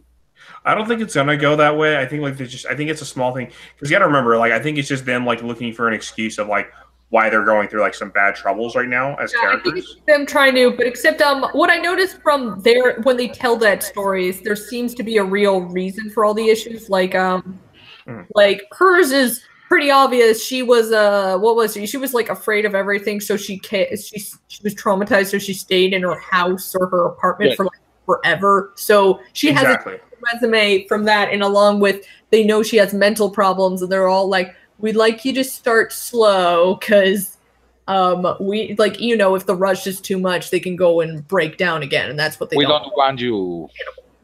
And his dude, you stole a car. You stole He has a criminal record. He has a criminal record, and he has a tattoo, an Islamic tattoo. I'm guessing it says Aloha Snack Bar. What the fuck? I'm guessing. Actually, it says no, it doesn't say Allahu Akbar. It says something else. It says Krunk's not dead, obviously. Clearly, yeah. I don't remember what it actually said. I don't remember what the tattoo actually says. They did actually go over in one of the issues, but it's an Islamic tattoo, okay? Yeah, the people they're like, thing is like when he actually goes in for an interview, because I read those issues. Yes. When he and she go in for their interviews, in her case, they say they want her to start slow. They say because of her previous life and her previous experiences, Nerd Wonder said, they're not sure that she's going to be good. They're just looking for it as the way when they say it, it's just them saying it as a one-off thing to be it's this is the easy answer right now. We know that's not the answer because they even throughout the entire story, they even tell you we actually know that's not the answer. The answer is because we actually have a lot of baggage that comes with us as people. That's what both of them I'm are. hoping. His was from what I recall is about that they said that they picked up a Google search and immediately the first thing you see on the Google search is that terrible news report that falsely stated that it was looks like a terrorist with steals a car full of explosives or whatever, which paints him in a bad light, which kind of reminds me of, didn't that happen to Ethan? Immediately if you write Ethan Van Sciver, you immediately get an IGN article talking about him being a bully, which is a total lie. So I don't know. Yeah. I find this rather fitting that it's in a Green Lantern story. Well, but he did stole the car, Yeah, he did. He didn't knew there was bombs in it. He did not know there was bombs, and there's a reason he stole the car. He actually it was inadvertently a stealing of the vehicle because he was charges were dropped. They found out the vehicle he was under the impression that he was stealing the vehicle. He didn't he was under the impression that he wasn't stealing the vehicle. The person that he was driving it for told him that they owned the vehicle and that he could borrow it.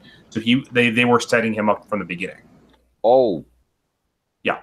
So it's basically a mistaken identity. But the problem is the report came out and it already released his name when the police report came out. Basically, he has fault. He was a false victim of a crime.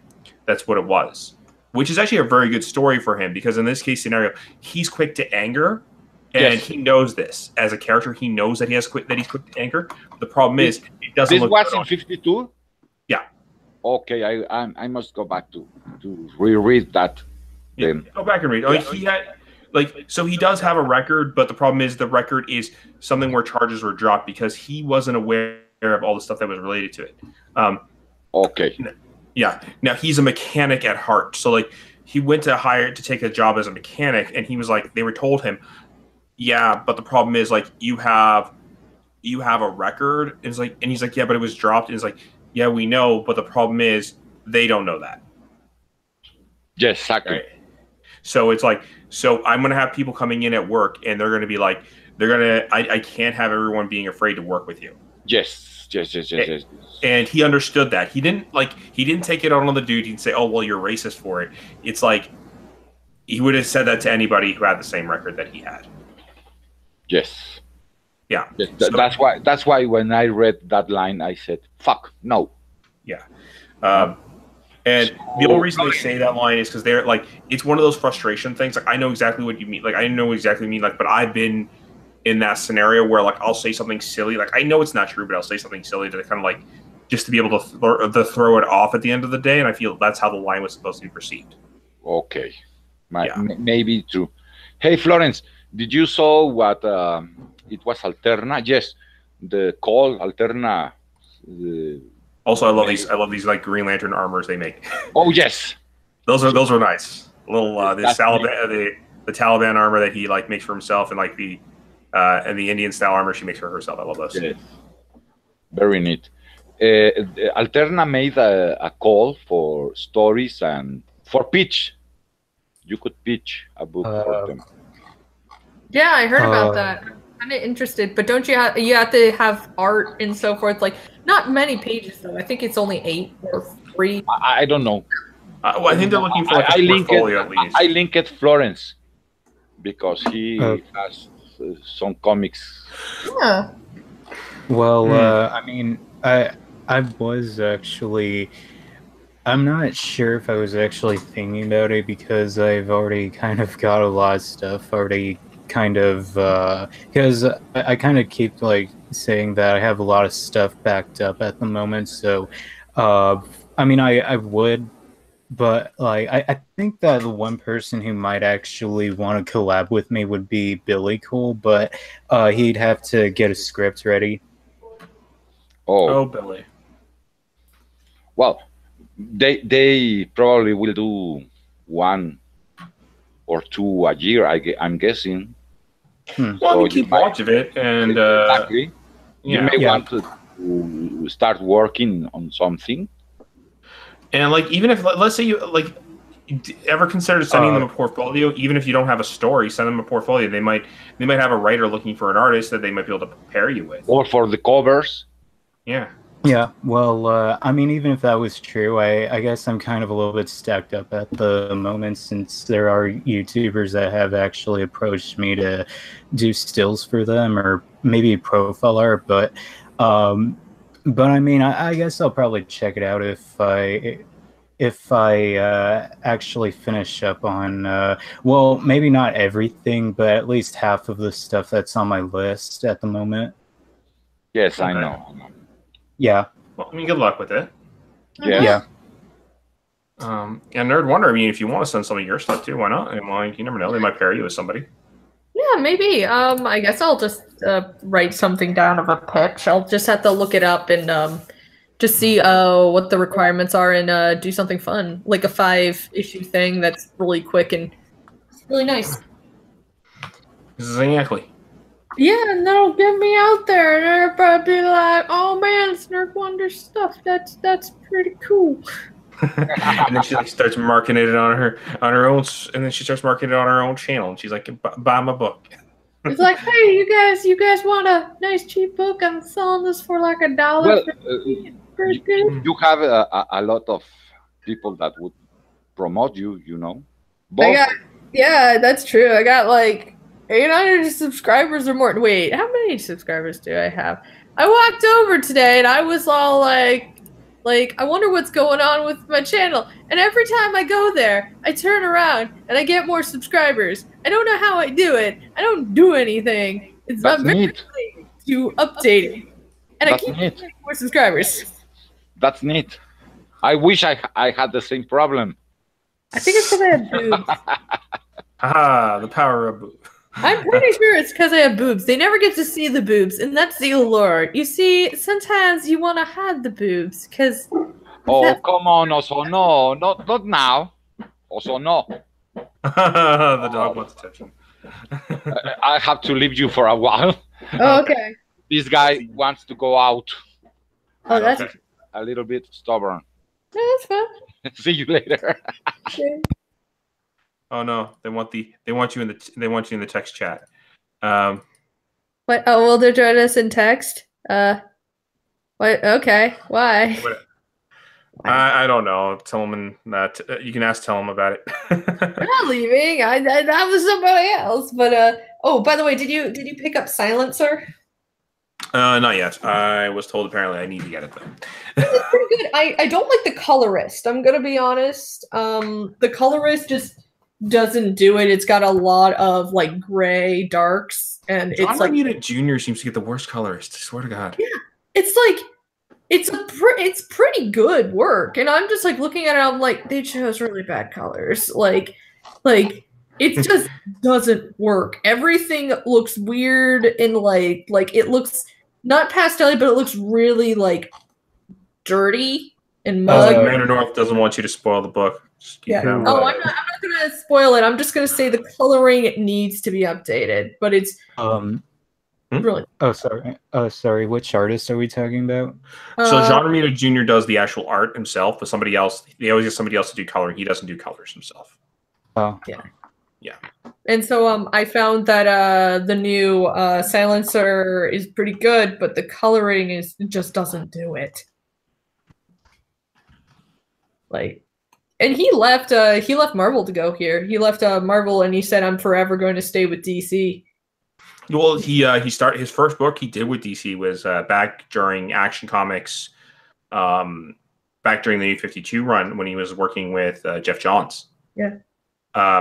Because Marvel fucked him over and he was like, "Yeah, no, I'm out. Peace." They fucked his father over too. That was like, he is so disgusted. Like, his father drew some of the most beautiful Spider-Man runs. Like, he is the Spider-Man artist, and so he helped make Spider-Man who he is today. And they're both screwed over. And Alonzo was mocking them, like in a whole entire interview. He was just like mocking all artists, and Romita did not take that well at all, of course. So he stood up and both of them worked on Captain America as well. And Romita Jr. was working on Captain America before they aged him and made him really like they made him old. Remember when they that was when he was working on it. Yeah, that must have been so much fun for him. Like, it's like, guys, it's really simple to write this shit. I don't know why you're being so dumb, but Marvel's gone crazy. They've been crazy for 10 years, and I've seen this coming. But then again, everybody's going to be like, for Nerd, you're a Spider-Man fan. That's why you say it happened 10 years ago. Yes, I will. But it happened even before then. I mean, for crying out loud, House of M, guys. House of M. We should have known something was wrong. Like, it was a mess. House of M was a nightmare. Like, instead, they could have, like, it started when they decided, let's make Wanda go insane and blow up everything. Okay, why? And, why? Are you retarded? But, yeah, that's what we got. And, that was the beginning of the end, at least to me, because, like, then it was like, no more mutants. And it was like, you're going to kill off the books if you do that. And they're like, we're going to kill off the mutants. I'm like, that is a bad idea. Instead, why didn't we do something cool? Like, I don't know, bring back the Sentinels, but not these stupid humanoid Sentinels. Bring back to the pink racist robots with their big pink hats. Yes. Going around and oppressing the people.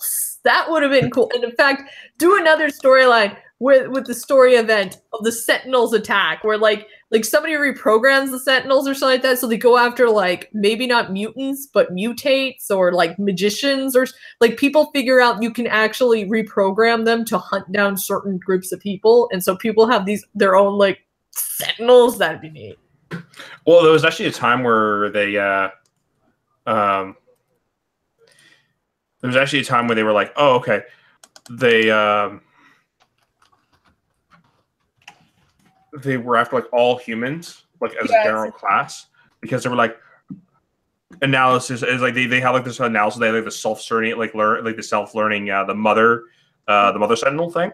Yeah, and it was really fun because like what it was, the mother sentinel's like, it was pretty much an AI, and he was thinking for itself, and it was like, well, amongst studying like the human race and amongst studying like the mutants, our final study indicates that the humans will eventually become mutants.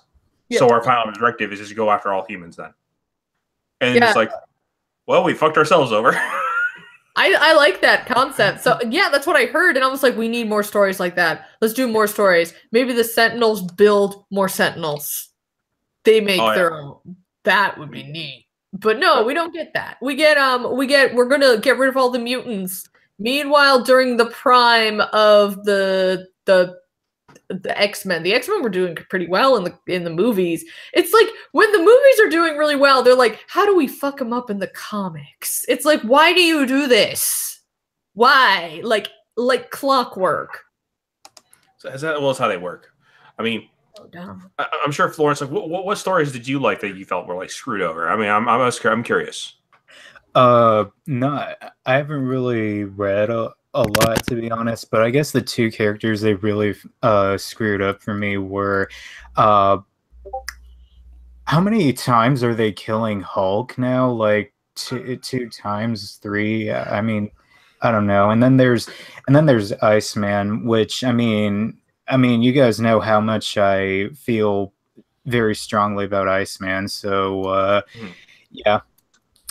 I mean, and then I can't really say there's a lot that I'd say are really screwed up at the moment. I'm just kind of hoping. And then there's Spider-Man. There's and I'm hoping to God not Iron Man, because I mean, other than that, it's I haven't really read much from the new stuff other than Iceman, but yeah.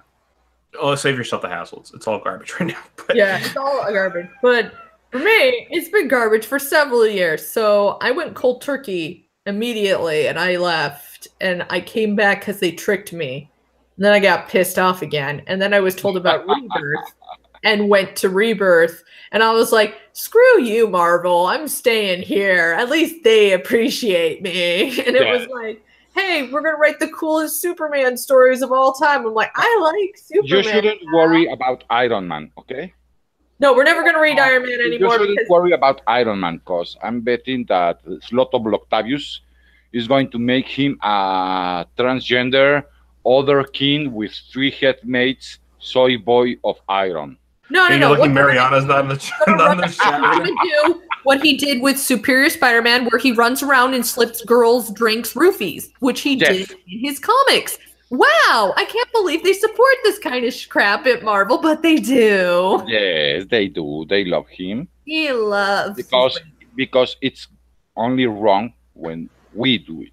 Yeah, it's only wrong when we do it. But a white cis male who preaches to the choir obviously gets away with it. Yeah.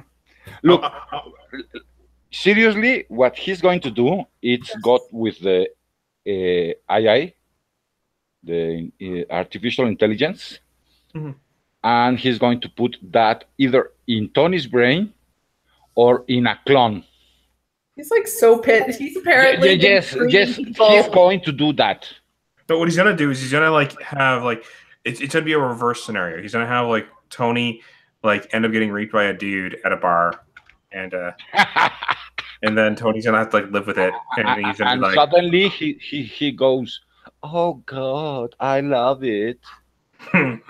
Potentially. And then Tony's gonna be like, you know, the funny thing here is when they did with Iceman, with what they did, it's conversion therapy. It really was. It really came off as that, yeah. Yeah, and well, I have a cousin and several friends who are gay, and my cousin is 10 years. Yes, I guess around 10 years younger than I. And he was gay from the get-go. And you could tell. Yeah. Okay, you could tell that he was... Well, there's usually like certain factors... playing for the other team. Yeah. Okay? There's usually certain factors that kind of like give it away, you know? And how dare you start talking about you can choose to like trans people, you can choose to like, I mean, in a sexual way. You can choose to like gay people. What? So gay people can choose to be straight? And it's kind of funny because like that's actually kind of like what they're implying without meaning to. That's the logical conclusion of their line of thought, you know? Yeah. That's it. That's it. And it pisses me off. Well, let's talk about something cheerful. The new books, the new age of heroes. Yes. I like it so far. Damage. Damage has to be my favorite so far, but I am really looking forward to Terrifics because I'm a big Fantastic Four fan. Yes, so do I. Terrifics looks the best, no doubt about it. But I was really impressed with Damage. This was a good story, but I wasn't as impressed as I was with Damage. Which one was a good story? Silencer. Silencer? Yeah, Silencer was very good. Silencer was very good too. Yes. Yeah. Let's see here. What else is there coming out? The Immortal Men look kind of neat. Yes. That. Let me take a look here. I'm just going to bring up the actual ad. I got the ad in the back of this book right here. Of I'm going to see if I can bring it up so we can like share for people can see it too. Yeah, that's a good idea. Also, the Challengers. I haven't seen a premiere for that, but it seems kind of cool. Along with The Unexpected has a cool dude in it. Yes, and Immortal Men. I hear this. Okay. I think The Unexpected is supposed to be like Doctor Strange. I don't know. No. No, I don't think the Immortal Man is supposed to be Doctor Strange, but no, I meant The Unexpected. Sorry. Oh, The Unexpected. Maybe that might be. Maybe. Oh, man, he looks kind of hot. Oh, let me share that. You just click on it. I can see so. Of course, Damage is already out. Yeah. Then we have, of course, the Immortal Men. I'm getting kind of a the Immortal Men's kind of like I'm kind of getting almost a I don't know, like a time traveler's vibe kind of coming from this one. You know, Inhuman. Yeah, I can see the Inhumans of this. This might be the Inhumans, yeah. The Inhumans or the X-Men? one or the other. Yeah, something like that. And then the silencer, of course, that's already it. That one is, as you said, like that one's supposed to be kind of similar to like Punisher and stuff like that. Yeah, so yeah, but with superpowers. What if the Punisher was a soccer mom, and that is the story of the silencer? Kind of, yes. Yeah. Now, Brimstone, I want to read that. Now, like I said with you earlier, I think Brimstone is going to try to be kind of like, they're kind of like Dark Hero, kind of like their Ghost Rider or something like that. Yes. We've had that discussion. Yes. I think we've had that discussion before, and it might be. I mean, it is called the Curse of Brimstone. That does make sense. Yes. Yeah. Then we have Sideways. Some people are saying this is going to be like their Spider-Man, but I'm not. I don't know. I heard they said it was their Spider-Man. I'm not 100% sure, but he doesn't seem to fit the Spider-Man. The Spider-Man, it should be Blue Beetle, and it had the felt. It had the feel of the Spider-Man back when Pete was in school. Yeah, but I would say Sideways is more like their kind of their take on Deadpool, is what I'm getting from it. I don't get that a lot. I see Harley Quinn as their Deadpool. Well, yeah, but I think they're going to stop that because the writers on Harley Quinn are changing soon. So they might be stopping that and might do Sideways for that because I think they're going to go with a more traditional Harley Quinn after the writer change up.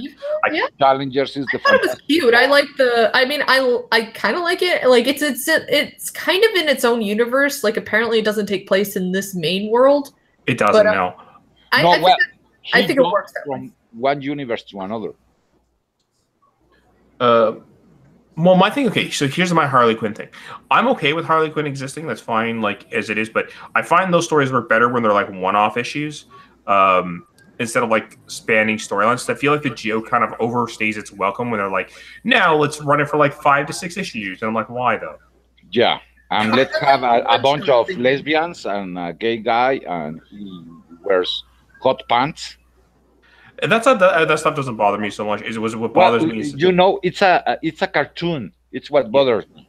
Yeah, the fact that it's gay, but it's a cartoon. Well, she's always been gay for like Poison Ivy, so I don't see a problem with that. Yeah. Who? Harley Quinn is gay for Poison Ivy. No. There's a guy there. Oh, he's talking about he's talking about like one of the quintets, the dude that's like flamboyantly gay. Yeah. That one. Oh, cartoonish. He's too cartoony. Okay. Now I get it. I didn't know he was gay because I actually have to pick up reading it again. Because actually, to me, when I read it, I'm like, this is kind of fun as long as it's not main canon Harley Quinn. This is an alternate universe take. I'm kind of okay with this. But yeah, I should have read a bit more. I didn't know. Like, yeah, flamboyant. I dropped it. Oh, guys. I dropped it. I've read it. He was Red Tool. He was introducing Harley Quinn and the Quintets because they had like that side series for a little bit. Yeah. And he's flamboyantly like gay, like so much so that he goes like full sissy on certain things and stuff like that. Yeah. Like it's cartoonish. Times 2. Yeah. I have nothing against the character. I understand like he's there for he seems like he's there for the bit more than anything, like for the joke. Yeah, but that was cool in the 90s. Yeah, like it feels kind of like it's a dated joke. I think it would probably work better if he wasn't at every issue. So wait, we're talking about Iceman now? No, his name is there's a guy in one of the quintets. Okay. From Harley's Quintets, no. like flamboyantly gay. That guy is Iceman times 2. Oh, okay. Even more cartoonish than Iceman. See, but okay, with him at least it's a joke. You know what I mean? Yes, but like I tell you, it's dated. It's. Oh no, I agree with you. It's a dated joke, but like part of me is like, and it's not him being gay as a joke. It's that he's like he's part of a cast of like jokish characters that everything is over the. Yes. Because you even have like a Latina girl who's like overly crazy Latina. You have one of the girls who's like just like a basket case. Like literally, she went to the interview naked once. Yes, and Red Tool was a stalker. Yeah, like the idea of this joke is like everything is taken to the extremes for the joke. Yes. Yeah, and Smaxo says Red Tool was Deadpool. Yes. Yeah, Red Tool was Deadpool. Yes. Yes. Yeah, it was their way to do it, and I'm just waiting for one day that actually Marvel and DC. This is a great money making idea, but they'll never do it because they're too crazy.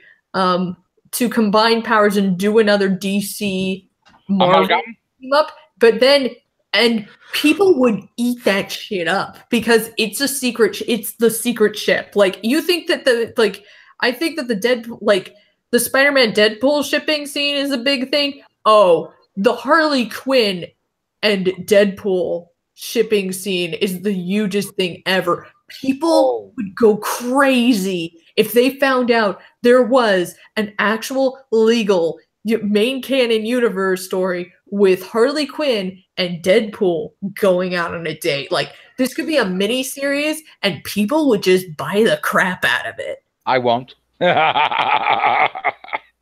actually not a fan of that pairing, to be honest. Look, Smaxo says that the challengers, the guy behind that looks like Dr. Doom. What do you think? Kinda.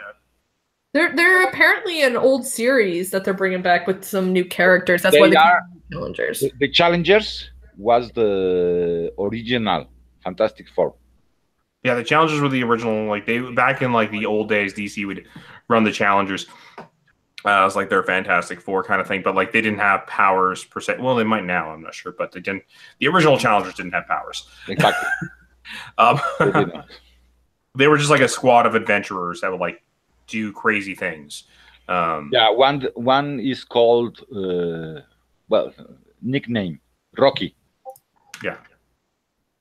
And but like these do look like new challengers. Like these are clearly not the same challengers that we know like from the day. Like because you can see like there's like that black girl there. There like looks like, I think there's an Asian dude. I think that's like I'm not sure if that's a black guy or an Indian guy. They could very well be. You know, it's a really old IP. Yeah.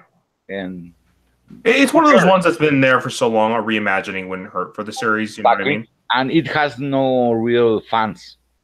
Yeah. No real following. And so maybe this is the one they're going to try to push their Fantastic Four more than the Terrifics. Of the Terrifics is going to be their Fantastic Four. I think the Terrifics, yes. Yeah, I think the new Challengers is going to be kind of like their. I don't think it's going to be their Fantastic Four per se. I think it's more going to be kind of like their champions. Might be. Yeah. Where it's like a small kind of to the side team that's similar to Fantastic Four, but not quite. Yeah. We'll see how it goes. Look who's there in the chat. Oh. I was talking shit about you, Yellow Flash. Yeah.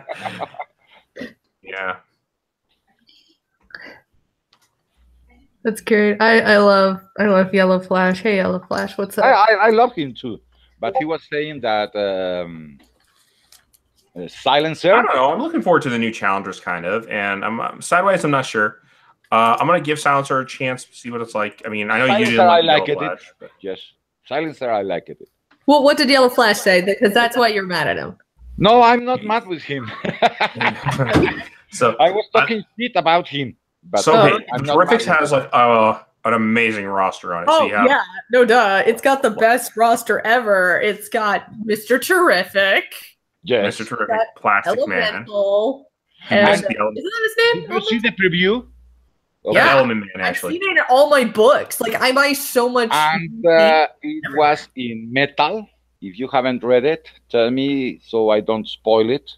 I haven't read Metal yet because I immediately went on the chat with you, and I have it right here. I mean, I read a little bit. Then I won't spoil it. But in Metal, they talk about Plastic Man. Oh, sweet! I love it's Plastic. It's going to be neat. And, I will say this: I didn't know who the heck Plastic Man was until I saw Brave and the Bold. The original stretchy hero. Yeah, no, I know. And he's like a really cool guy. And then we have this girl on the team. I don't know jack about her. I do actually know. That's I know who that girl is. That is her name is Phantom Girl. She is actually normally she is part of the future she's normally like we see her on like the Legion of superheroes. And I'm kind of wondering if this might be the same one or it might be like a different version of the Phantom Girl, like from the past. Because like it's that because they picked up a roster of old characters that are liked and like we and this is a good way to hype them up because I like Mr. Terrific. He seems like a pretty cool character. And then we got what's his name? Elemental or something like that? No, his name is it was Elemental Man at one point, but he also went by Metamorpho.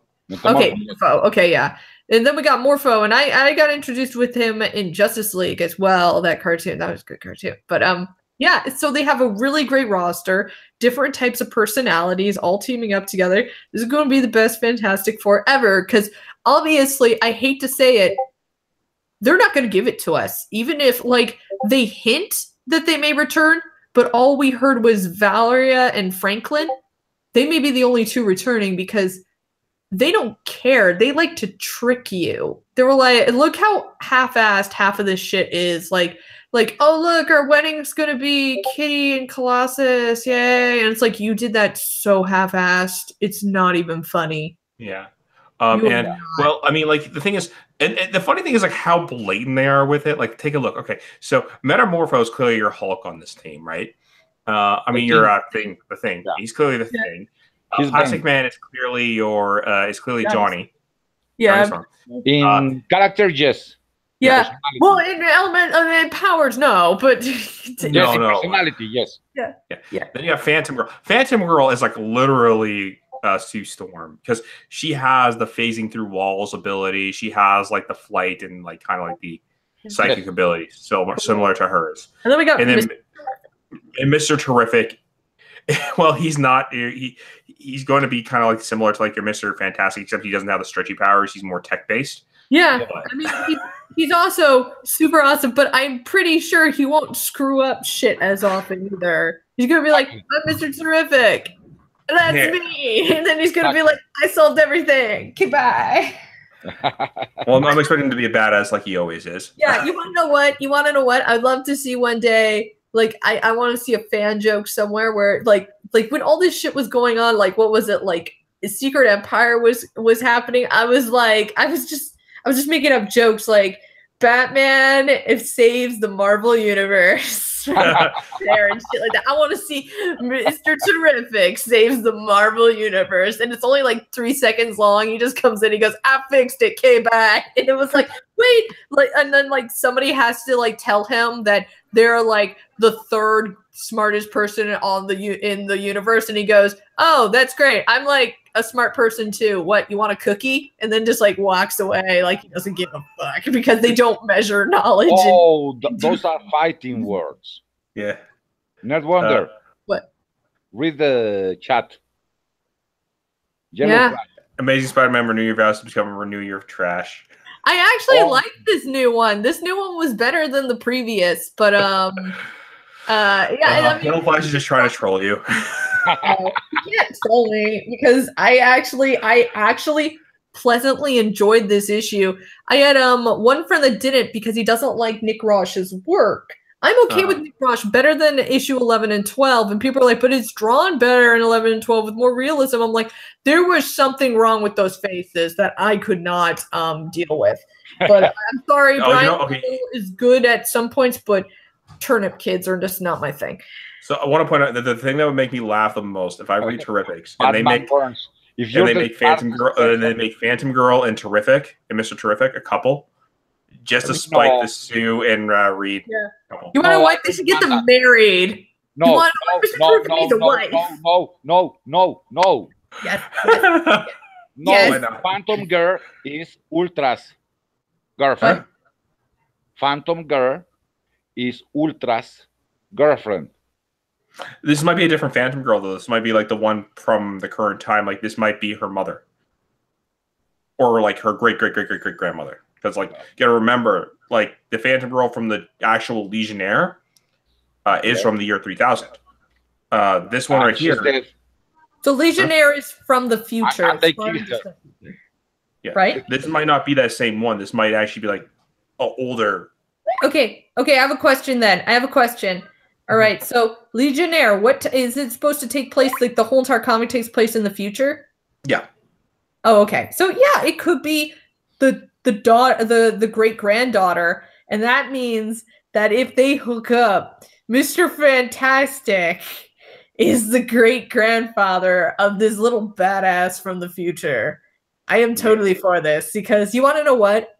We need all the weddings. Like, I'm hoping that when they start, like, Also, like, I would like an issue where they meet the Legionnaire. that would be so cool. Yes, And that then they're would like, be oh my god, it's my granddaughter from the future. It's like, I have like your powers too and stuff. It's like, ah, sweet. So cool in the future. So, also, take a look. So we have an unexpected. Okay, anyone else getting like a Thor vibe from this right now? Sorry? Anyone else getting a Thor vibe from the unexpected here? I get a Doctor Strange. I gotta see the Doctor Strange. I'm getting kind of a Thor vibe, and I think it's from the dude in the background there with the green armor. Well, it's also the girl behind them, the two women as well. Like, she's got the horns and stuff. It's very. I don't know. I really need to see. Eglintine's in the chat there, man. Yeah, I see him. Phantom Girl and Ultra Boy, yes. Yeah. I don't know, Jack. And Santur Girl is in Legion of Superheroes, but it's in the current timeline. Yes, that's true. So that's why I'm saying this might be a different one. Like, this may not even. This might be Phantom Woman growing, or this might be a different Phantom character that is potentially like related to Phantom Girl, because it looks a lot like Phantom Girl, but I'm noticing differences in her costume as compared to like the actual Phantom Girl's costume, and slight differences. Those slight differences might be enough for us to say, oh wait, this could be her great how many greats grandmother, before the actual Phantom Girl from the Legionnaire. That's what I'm thinking. Well, I hope so.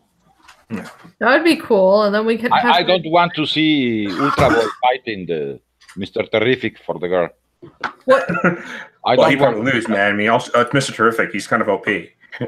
Yeah, I know. It's the coolest OP. So all you shut your mouths. Oh no, it's the best level OP. Yeah. They're really marketing it though. The Terrifics, like they got a great artist and stuff. I love how he draws Mr. Fantastic. You know what's going to be great? Did I call him Mr. Fantastic? Yes, several times now. Just called him Mr. Fantastic. I'm an idiot. You know what's going to be great? That in a year or two, when Marvel gets their head out of their ass and decides to bring back the Fantastic Four, nobody buys it. Nobody will buy it because they're going to take too long. In reality, I think it's already too late. I vote we leave and we just. I mean, like I'm enjoying Marvel 2-in-1, and I know you're not buying Geeky Bugle, but I mean I know I've been buying it because I've been enjoying it, and I'm kind of hoping it leads to a Fantastic Four down the line. But I'm kind of worried that this book is not selling well enough to actually get to that point.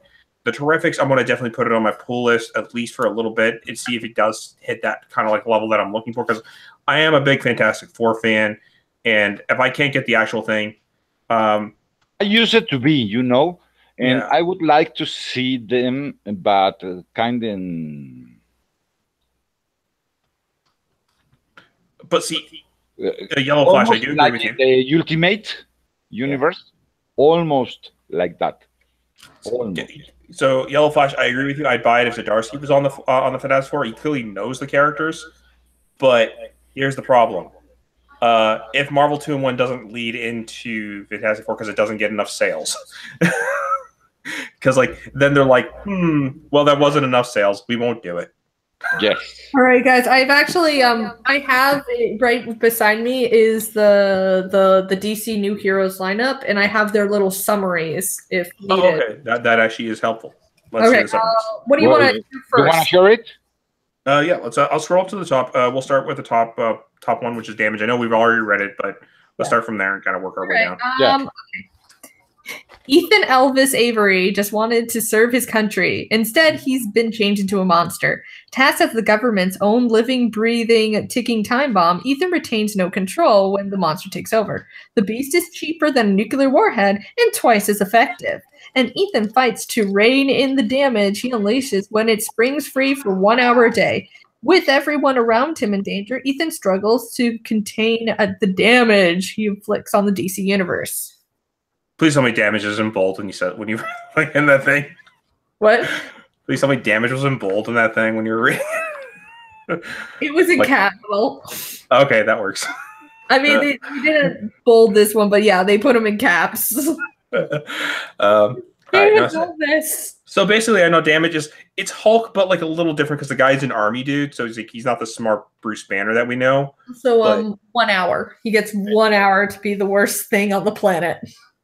That's an interesting aspect too. Like, do you think he knows when it'll happen? Like, what part of the hour it'll happen each hour, or does he like not know that'll happen? Like, it just kind of They happens.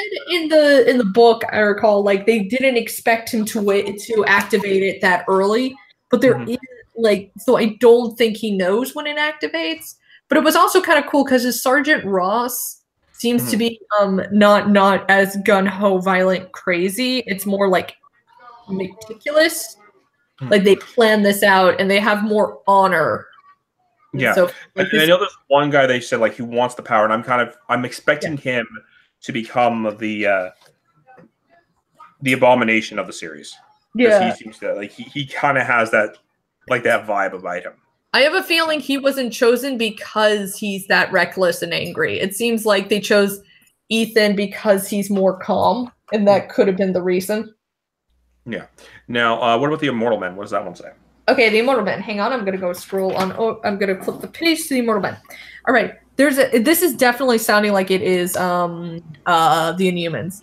There is a secret history to the DC universe of heroes who have protected humanity from the shadows since the dawn of time. Heroes who can live forever. Enter the Immortal Men. The team headed by the Immortal Men has waged a secret war against the House of Conquest for countless years. But Conquest has dealt a devastating blow. When their base of operations, known as the Campus, is savagely attacked, the Immortal Men must seek out their last hope. An emerging metahuman known as Caden Park. Caden's emerging powers may be able to ensure the Immortal Men's survival. But will Conquest get to him first? So it's a superhero team series where we're introduced to that has one main character that's the key to everything. So every visual novel I play with a harem, except I think they're not all chicks. Yeah, it works for me. No, I will. That sounds interesting for sure. I'm wondering that the character in the center kind of looks like somebody we might have seen at one point. So I'm like, we'll see how that kind of works. I do like the idea behind it. Her right here, the Indian girl there, she kind of reminds me a little bit of, or not the Indian, sorry, the First Nation, whatever they want to call it. I don't care. That kind of reminds me of. There was a character back on the Justice League International team, or the team they were originally going to call it Justice League of Canada. And her name was, I can't remember her name right now, but she was an interesting character. Like, I was wondering if maybe she might be. That might be her. That. Don't worry about it. It wasn't the greatest Justice League storyline, that's for sure. Then the Silencer, if you want to. Is that one? Yeah. Alrighty. The Silencer, going back to the page. Alright. She's one of the DC Universe's deadliest assassins, and you've never heard of her. Super strong, highly trained, armed with devastating and stealthy metahuman abilities. The Silencer is virtually invincible. Or at least she was. After decades as Leviathan's chief assassin, Honor Guest put in her time and managed to get out with her skin intact. Now she lives a normal life with a normal family in a normal house on a normal street. But the past has come back to haunt her, and the form of her old employer and a deadly new mission. And Talia al Ghul won't take no for an answer. So how long before her and Deadshot have a crossover? I'm wondering. Yeah. From what I read, she would kill him. So no, thank you. She's got cool abilities, though, I will admit that. And then what's the Curse of Brimstone we got here? The Curse of Brimstone. Here we go. Hang on. I gotta get to it. Did I get to it? Okay, yeah, here. The Curse of Brimstone. Joe Chamberlain is not just your average kid trying to get by in his chewed up and forgotten small town of York Hill. York Hill. He also unknowingly made a deal with the devil that cursed him into brimstone. Oh shit, it is. It is Ghost Rider. Now, with the power of fire and destruction in the palm of his hands, Brimstone can turn his town around and seek revenge on the devil who cursed him. But in order to maintain his heroic farm, Joe has to endure every second of the fiery pain burning from the inside out. That's pretty cool. So to become a superhero, he has to feel himself being on fire. That sucks. That would suck. So there is like a Ghost Rider vibe coming from this, but it also seems there's like a little bit more like hecticness around it. So it's like a Ghost Rider meets almost like a Hulk kind of thing going on here, because like there's a bit of like unpredictability with it. Yeah, it seems No, I'm agreeing with you. Yeah. Oh yeah. I'm actually I want to see where this goes. I'm actually intrigued. Somebody also indicated they want to see Silencer, Deadshot, and Deathstroke have a fight together. That is the best. You're a genius. It would be interesting. And okay, so what do we got for Sideways here? All right, for Sideways. Hang on. He's a millennial. He's a millennial. The end. Yeah. He's a millennial. No. He's a millennial. And he does selfies. Okay, here we go. During the events of Dark Knight's Metal, high school junior Derek James accidentally fell through a rift into a dark matter dimension. Now, as Sideways, he can recreate rifts into midair and to leap through dimensions at will. But with that much power comes great liability. Yeah, it's freaking Spider-Man. And tears are starting to form into the fabric of the space-time continuum.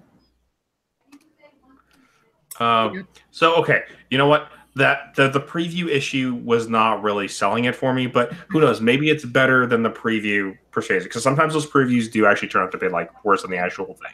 Because Damage was not as fun when I saw the preview, but I bought it because everybody said it was really good, and I was very pleasantly surprised. Like the ending was like, oh, now this is selling it.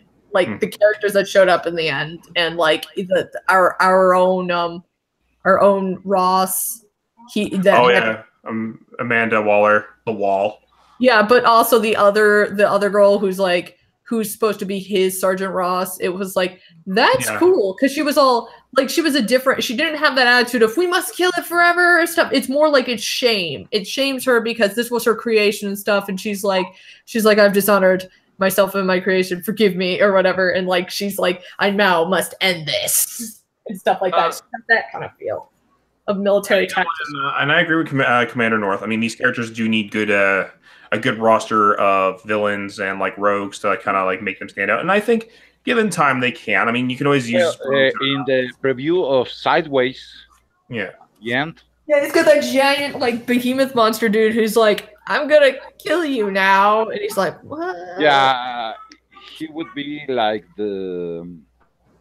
I'm imagining that guy's gonna be a little bit like the Watcher for him. Not the Watcher. The Watcher doesn't go murdering people. No. From Marvel, there's another one. Celestials. Maybe this is his guy's Madam Web. Maybe she's dead though in Marvel. Don't remind me. Yeah. Can we just retcon all that shit, please? I'm still waiting for my retcon, baby. Yeah. Do one more day. One more day fixes everything. Now we have all these characters back. How are they back? One more day was retconned. Yes. Damn. Now, what about? So that's an interesting. I would actually have to see One More Day retconned at this point. I think then we have pay to see One More Day get retconned and just read all the books. Like even in fact, they could in fact just write for those past 10 years that we missed. And people would still buy it. People would be like, "Oh fuck yeah!" Yes, totally. So challengers. The new challenge. Oh yeah, let me go to that. Hang on. I don't think it's in the same order as like what this list is. Hang on. Let's see here. The challenger, Mortimer, unexpected. The challengers. Okay. Characters live on borrowed time, running from death towards the greatest mysteries, wonders, and terrors of the universe. It's a new cast on a new mission with the history and greatness of the original challengers of the unknown. The story starts with the challengers mountain returning after having been missing for years, and only gets wilder from there. Okay, so they're going with like the original idea of what the challengers was then. Like it's So like people who go on like crazy adventures and are like who are living on that borrowed time as they did before. So I like it's that. supposed to be like a generation of new challengers with one original member, and that's probably going to teach them. That's a cool idea. I like that. Yeah. Maybe Then we'll we find of out course what have the happens. Terrifics. That preview is actually pretty fun. I saw that preview. Yeah. If you can find the Terrifics on the list there. Oh yeah, you want me to see the Terrifics? Okay. You want me to say it? We already know what it is, but you want me to say it? Yeah, if you want to. Might as well. We're going through all Bound together by fate and united by the spirit of exploration and hope for tomorrow, the Terrifics are bound from the dark multiverse of metal. When Mr. Terrific, Metamorpho, Plastic Man, and Phantom Girl find themselves literally bound together by a tragic accident, our team of unlikely allies must rely on one another to make their way back home. But a startling revelation on their return trip brings them face to face with a new mystery. Where in the universe is Tom Strong? Oh, Tom Strong? What? Oh, okay. This just got better, actually. Okay, explain to us that don't know Tom Strong that just got into DC. Okay, sorry. So, Tom Strong, he's kind of like, so in a weird sense, he's kind of like one of the Superman types. Okay, yeah. Now, he's basically, and they've kind of like, because he's created by Alan Moore. Okay, yeah. And there was actually kind of a hint at him in, because he might be the mold of the original hero in the DC universe. And the reason that I say this is because originally the original hero, of course, the original mold was Superman himself. But the original, the way DC is kind of like doing things, they're like kind of doing the things of stories. And I think they're going to make it so Tom Strong is the original kind of like hero. Now, basically, he's kind of like your basic super strength, super genius, immortality. He's kind of like that type of hero, right? Okay. And he's supposed to be like he's supposed to be like the stoic, kind of similar to Superman kind of hero, but he's kind of done. He was created, I think, during the 90s, wasn't he? I don't know, Geeky, do you know much about Tom Strong or no? No. No. Never read Anyway, it. he was originally like an indie kind of. He was done on the side. He wasn't actually like part of the main DC universe, but it was done. Like it was never. It never got past like a certain amount of issues. I think it was like 30 something issues, and it was only done on the side. It was never actually in the canon DC. And definitely a really good comic. If you can find like the trades, definitely read it. But Okay. I don't think you'll have to for this. I think like the Terrifics is going to be like try to explain things as you go kind of thing. But like, go ahead. No, go right ahead. Yeah, I think that you're just gonna. I think this is their way of introducing Tom Strong into the DC universe because I think they want to bring him back. And I think what they're going to do is they're probably going to try to put him in to be kind of like. You remember when like in Reed Richards would used to have his like father show up every once in a while? I don't know. I didn't read Fantastic Four. Okay, so I use it too. Yeah. In the old Fantastic Four comics, Reed Richards' father would show up every once in a while, and he was considered like kind of like almost a god level, like he was like a god level being, Yes. something like that. Yeah. So I think they're going to make Tom Strong kind of like that for the Terrifics. He's going to kind of be like the guy who kind of shows up every once in a while, like to help the Terrifics. Okay. Oh. And they might use him as the mold for the original hero because, like, if you're reading the current Milk Wars run, they do talk about something about like the original mold of hero. So, depending on how they play this, they might use Tom Strong as the original mold of hero because they also talk about how Superman is like almost a direct copy of the original mold of hero in the DC universe. But I don't know how it is. Like the current canon is a little weird right now because there's some weird stuff like they're kind of playing with. It's kind of fifth dimensional stuff right now. So we'll see where it goes. But you know, I'm excited because I'm actually one of the people who actually remembers Tom Strong. So Look, who was it? Commander was asking who are the characters in the end of Damage. I only don't know who is the one in the red hood. Oh, you mean the characters that were part of the Suicide Squad? Yeah. So of course there's Harley Quinn. There was Parasite. Parasite was there. Yeah, Parasite was one of them. Solomon Grundy, Deadshot. Yep, Solomon Grundy was part of it. Yeah, Deadshot, and the giant woman was Giganta. Yeah.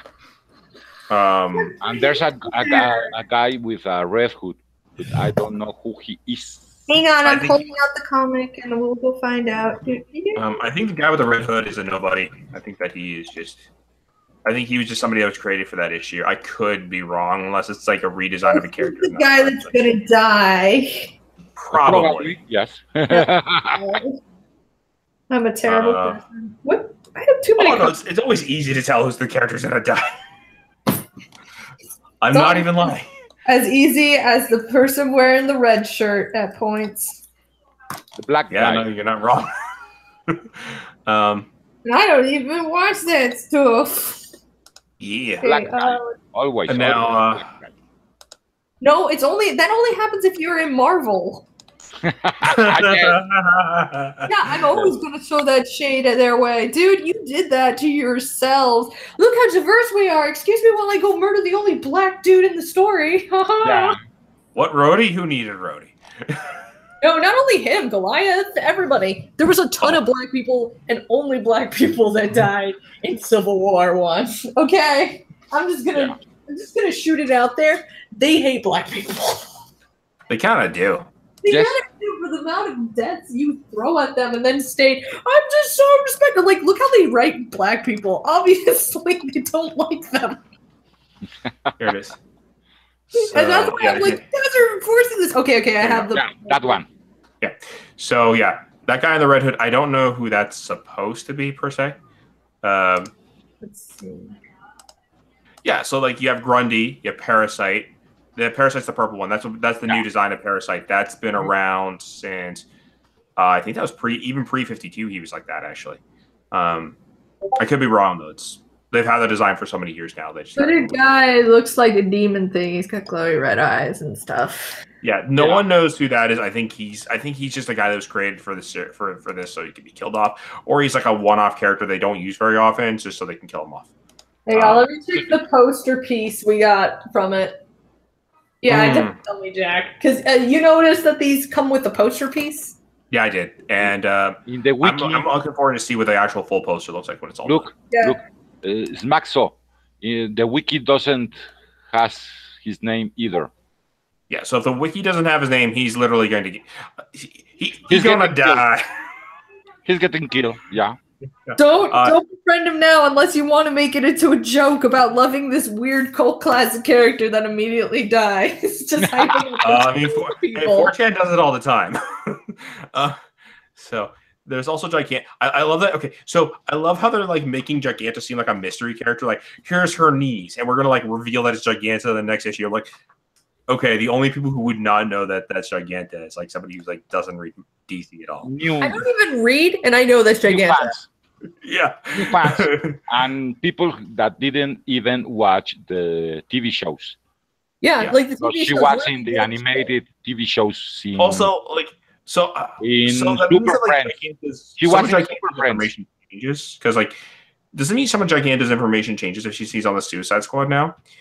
Because like originally, I think during the New 52, she stopped being a villain and started being a hero, if I remember correctly.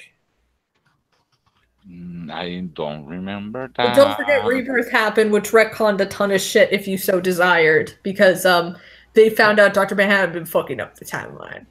This is also true. So. Yes. Please don't make me think that. Okay, let me enjoy the ride. We'll see what happens. I'm just a fan of the idea of Giganta. I'm just a fan of the idea of Giganta being a good person sometimes, because she never really seemed like a bad guy. The only reason she was a bad guy is just because she was made giant, and so she thought being a bad guy was a good idea. I mean, she's not like the smartest character, according to what I've seen her in. It seemed like, yeah, she just goes with the flow. Like, she was just asked by villains first, so she just kind of goes with it. Exactly. Does She's DC have carefree. She doesn't care. Does DC have a giant man? Yeah, well, they used to. It's that in the according to Super Friends, it's that Native American. No, Super Friends is shit. No, I mean in the comics. I don't know the Atom. The Atom used to be able to the Atom had both the ability of turning small and turning big. But also not only did the Atom. When? Since when? I missed that. Atom Grow DC Comics. No. Here it is. There's a second Atom I should probably point out. Adam Rothstein. That's Atom Smasher. Well, no, Adam. Because yes, Adam Smasher is Adam Rothstein, but the previous person before him just went by Adam, and he had the same ability. Yes. So he took over the role because you remember. So Adam Smasher had the ability of yes.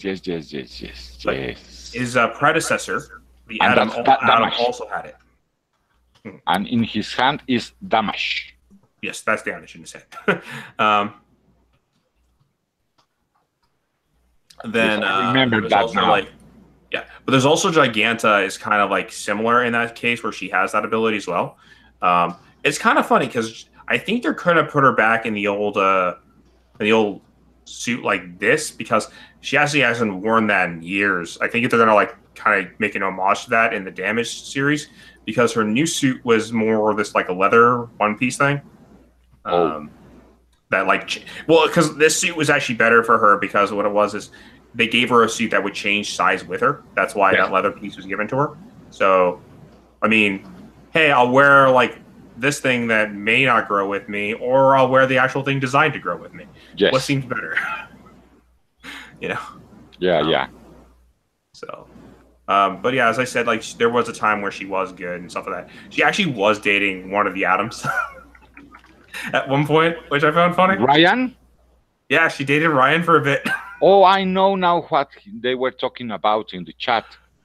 Yeah. And it was everyone loved it. It was a cute couple. Because she was literally very assertive about it. She was like, "No, man, he's my man." Oh, it was cute. Anyway, but let's read the synopsis for Unexpected. That's the last one we have. Okay, The Unexpected. That's the one I'm looking forward to because I would love to read Doc Strange. That actually is enjoyable. That isn't going into be a veterinarian because it's funny and humiliating to be a veterinarian, haha, because I'm a privileged little white bitch that doesn't know how to write things. I'm sorry. That very offensively. I'm sorry. Yes, I was triggered by this bullshit. You don't look at me bitching about it all day. I'm just gonna go and remind you for 5 minutes that, hey, you get paid more. You ungrateful little... I'm sorry. I'd love if Ryan. Then all these Californians are like, being a veterinarian is totally degrading. I'm like, being a veterinarian pays more than being a doctor. You're dumb. Like, he would have to go through so much to be that. And what? Are you getting your whole entire stuff from mafia movies and how veterinarians would heal like mafia men? It's I think we found a button for Nerd Wonder right now. Sorry. I'm going back. Okay. The Unexpected. Here we go. The Unexpected orbits around a group of heroes who yearn to show the world that they are more than the sum of their past mistakes. It centers in on something we can all face every day, wrestling with our pasts and the compromises we've made. The Unexpected is offering a second chance of these heroes, even if they don't know they want one. Oh. Okay, that is not Thor, and that is not Strange. That is once again Suicide Squad. Yeah, that's Suicide Squad. Kind of. Yeah. Or maybe it's their version of Guardians. Villains. Huh? The good guys instead of the bad guys. Maybe it's their version of the Guardians of the Galaxy. Could be. Maybe. But I'm looking at their character designs. Mm-hmm. Two of them look like they definitely came from Thor. The other two definitely look like they came from Doc Strange. But like the synopsis sounds more like something else. Like I'm trying to think like Maybe it's their own story they decided to do. They're like, screw it, we'll add it in. We'll put like Marvel characters inside. It'll be great. Nobody's gonna know. I'm really pissed off though because we could write a better Doc Strange than Loki any day. And our Loki too can have boobs, but be more enjoyable. Yeah, man. They can have the boobs. Yes. We have the boobs and the sexy Loki all in one. I don't know. I'm gonna give it. I mean, Unexpected is intriguing. I think it's gonna be the weird one in the bunch, but we'll see where it goes. I mean, weird could be good. You never know. Yeah, the blue one. It's DC. I think it's gonna be fine. DC. The blue one looks kind of the one in the Guardians of the Galaxy with a hammer. Drax. No. The guy with a hammer. Ronan the Accuser. Yes, Ronan.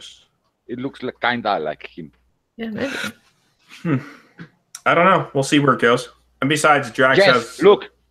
This one is Drax. The blue one is Drax. Okay? The gold one is Mantis. Okay, I got you. Yeah.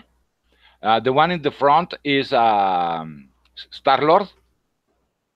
So they're doing the new ones and not the original old school ones? Could be. And the one with the horns, who would she be? Gamora. She could be from the previous one. I would say she'd be Gamora. Could be, yeah. Because I'm getting like kind of like the warrior queen vibe of like that Gamora had before. Yeah.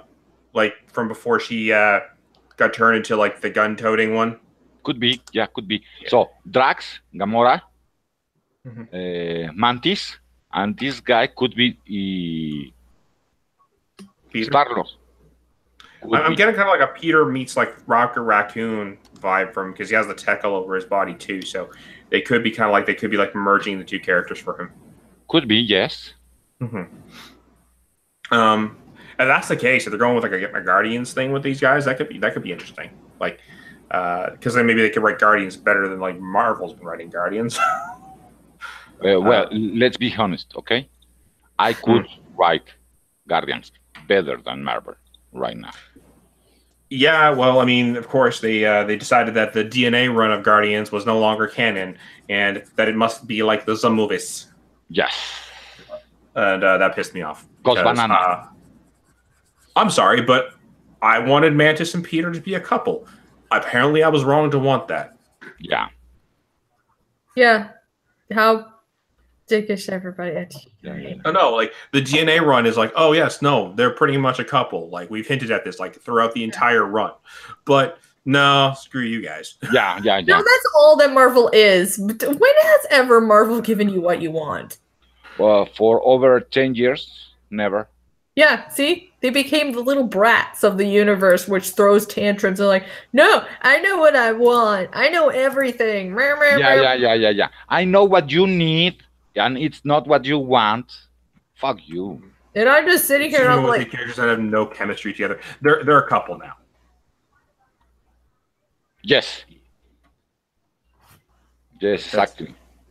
Like that's not how that works. You're not supposed to take characters that don't have chemistry and just like put them together. They have to have chemistry. Like, yeah. Like that's why Peter and like MJ worked. That's why it worked between Sue and Richard and Cyclops and Jean and Colossus and Kitty. Colossus and Kitty. Like these characters had chemistry. These characters worked well together. Yes. Marvel has an allergy to money. Yeah, it would seem so, Commander. I'd agree with you on that one. But yeah, no, I am looking forward to this new roster of DC heroes because it looks nice and looks interesting and fresh. And fresh, yes, indeed, and fresh. Even if they are indeed kind of rip-offs, homages, whatever. Who cares if they're rip-offs? They're actually well written and enjoyable. Yes. And like Damage just is so well done with the faces, and they got John Romita doing. Do you know when was the last time you had a really great Hulk run? 10 years ago. No, longer. It was during Phantom. Greg Pak run before Greg Pak became trash? Before that, the Pantheon run. What was that in? When he was smart, the 90s. Okay, yeah. Everything went crappy after the 90s, I guess. No, because I enjoyed like the Planet Hulk run, but then the stuff after Planet Hulk was pretty good too. Well, I don't touch Marvel after a certain point because of how dare they. So Yes. yeah. Well, they are doing Planet Hulk again. Yeah, it's gonna be stupid because it's totally awesome, Planet Hulk, and look at him win everything with ease because Yes, he's the best. and unworthy Thor. Fuck them. They don't care. They really don't care. No, they don't. Let's just walk away because it's all about I'm better than you. And you want to know what? This isn't the first time they've done the I'm better than you. This legacy thing. Do you know who? They've done I'm better than you. Yes, I'm better than you. I'm fucking better than you. Yeah, that's all they're doing, and it's kind of what they're also saying to the fans too. They're like they're pretty much admitting themselves as better than everybody else. Peter David Ron says England. It's the one I was talking about. Yeah, no, that's the Peter David run is the one from the 90s. And that was a good run. That was like he was the smart Hulk during that run. Yes. Like, and it had a character, it had personality, it had growth. It wasn't the same old. He Hulk get mad, Hulk smashes. See, that's what I liked about the Greg Pak run after after Planet Hulk, because he was also smart. Like he wasn't like as smart as he was as Banner, but there was like a sense of it was around the 2000s. It was like the it was when it's when Cho was originally introduced. They didn't know that. Amadeus Cho was introduced before then, but Amadeus Cho was the Hulk's partner as part of his team during that time frame. And he also had like Alpha on the team, and all the other characters were there too, like She-Hulk. Because like what there was like a kind of like a Team Hulk book, like they had like the entire Hulk family kind of working together. It was really cool. And there's a really good fight scene between Hulk and Zeus in that one, where like Zeus owns the Hulk, because they were like establishing Hulk. Like yeah, sure, Hulk gets strong, but like he's not God levels of strong unless he goes like World Breaker Hulk. Oh, okay. Yeah, and you know what other run I love? The one where he's Mr. Fix-It. That's good too. Yes, that's good. Way before the Peter David run. I think it was another run. I'm not sure. That was like the one where they were really establishing that Hulk and Bruce Banner might be really different personalities. You know what I mean? Yes. And that was a really good run for that, for sure. Yes, and the Hulk is used it to play pranks on Bruce. Exactly. And that's one that they've always kind of come back to, like, is the Hulk a separate personality, or is the Hulk like the same personality? Like, what is it really? And I've always enjoyed that one, yes, for sure. But they're not doing that some anymore. brains, you know. Yeah. They're not doing that anymore. They're under the pretense that Cho is always Cho, whether he's Hulk or not now. That was also Peter David with Todd McFarlane. Yeah. Englentine. That's what Englentine says. I mean, hey, yeah. He knows the stuff. He's been in this game longer than all of us. Not longer than I. Around the same time. That's potentially true, yes. But what he doesn't know, I know, and what I don't know, he does know, and you know. Yeah. Sometimes you forget some things. I'd imagine. I mean, I imagine you two would probably have a good discussion if you were together in the same room. Yeah, I think so. No, but yeah, no. For me, the Hulk was always a fun character. I also enjoyed some of the Spider-Man runs. What I liked is like that kind of like silent friendship between the Hulk and Spider-Man that they did throughout the comic years. That was always interesting. I love that. You know, my favorite Spider-Man is 30-something. Spider-Man 30. When he's in the Dr. Octopus lair. Oh, that one. Yes. Yeah, that issue's really... 20-something, 30-something. That was a great run. No one does know everything. No.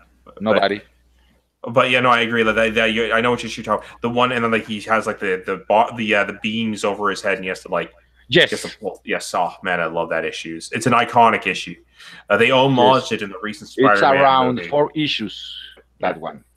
They homaged it in the recent Spider-Man movie, but I found it was not as strong as the actual scene itself. Because Spider-Man, the new Spider-Man movie, Homecoming, is shit. My sister has it, and I saw it. No, Nerd, you have something to say? Oh no, I'm just I may have to head out now because it's getting late and I gotta go finish up getting dinner. Oh, no worries. We probably should. Can we go there to have dinner too? No, for you, especially. Well, it was a pleasure having you here. No. Thank you. It was wonderful being here. I'll see you around. Thanks for coming on. And then I think I probably should head on out to myself. Yes, me too, because my little pup is going to start giving me problems again. He's already crying somewhere. I hear him, but I don't see him. Oh no! Yeah, I'm sure he wants his attention. Yes, he wants his daddy. Of course. Well, thanks for having me on. I hope you have a great one. Okay. Well, as always, a pleasure. No worries. All right. And Florence, next time, let's see if you can talk a little bit more, please. Yeah. I want to hear your opinions. Yeah. Okay, man. Very well. And Englentine, one of these days, you and I, mano a mano. See you later, guys. Thanks for coming. Okay, so I just leave now. Okay, man. Oh, see you later. Okay, bye. Bye.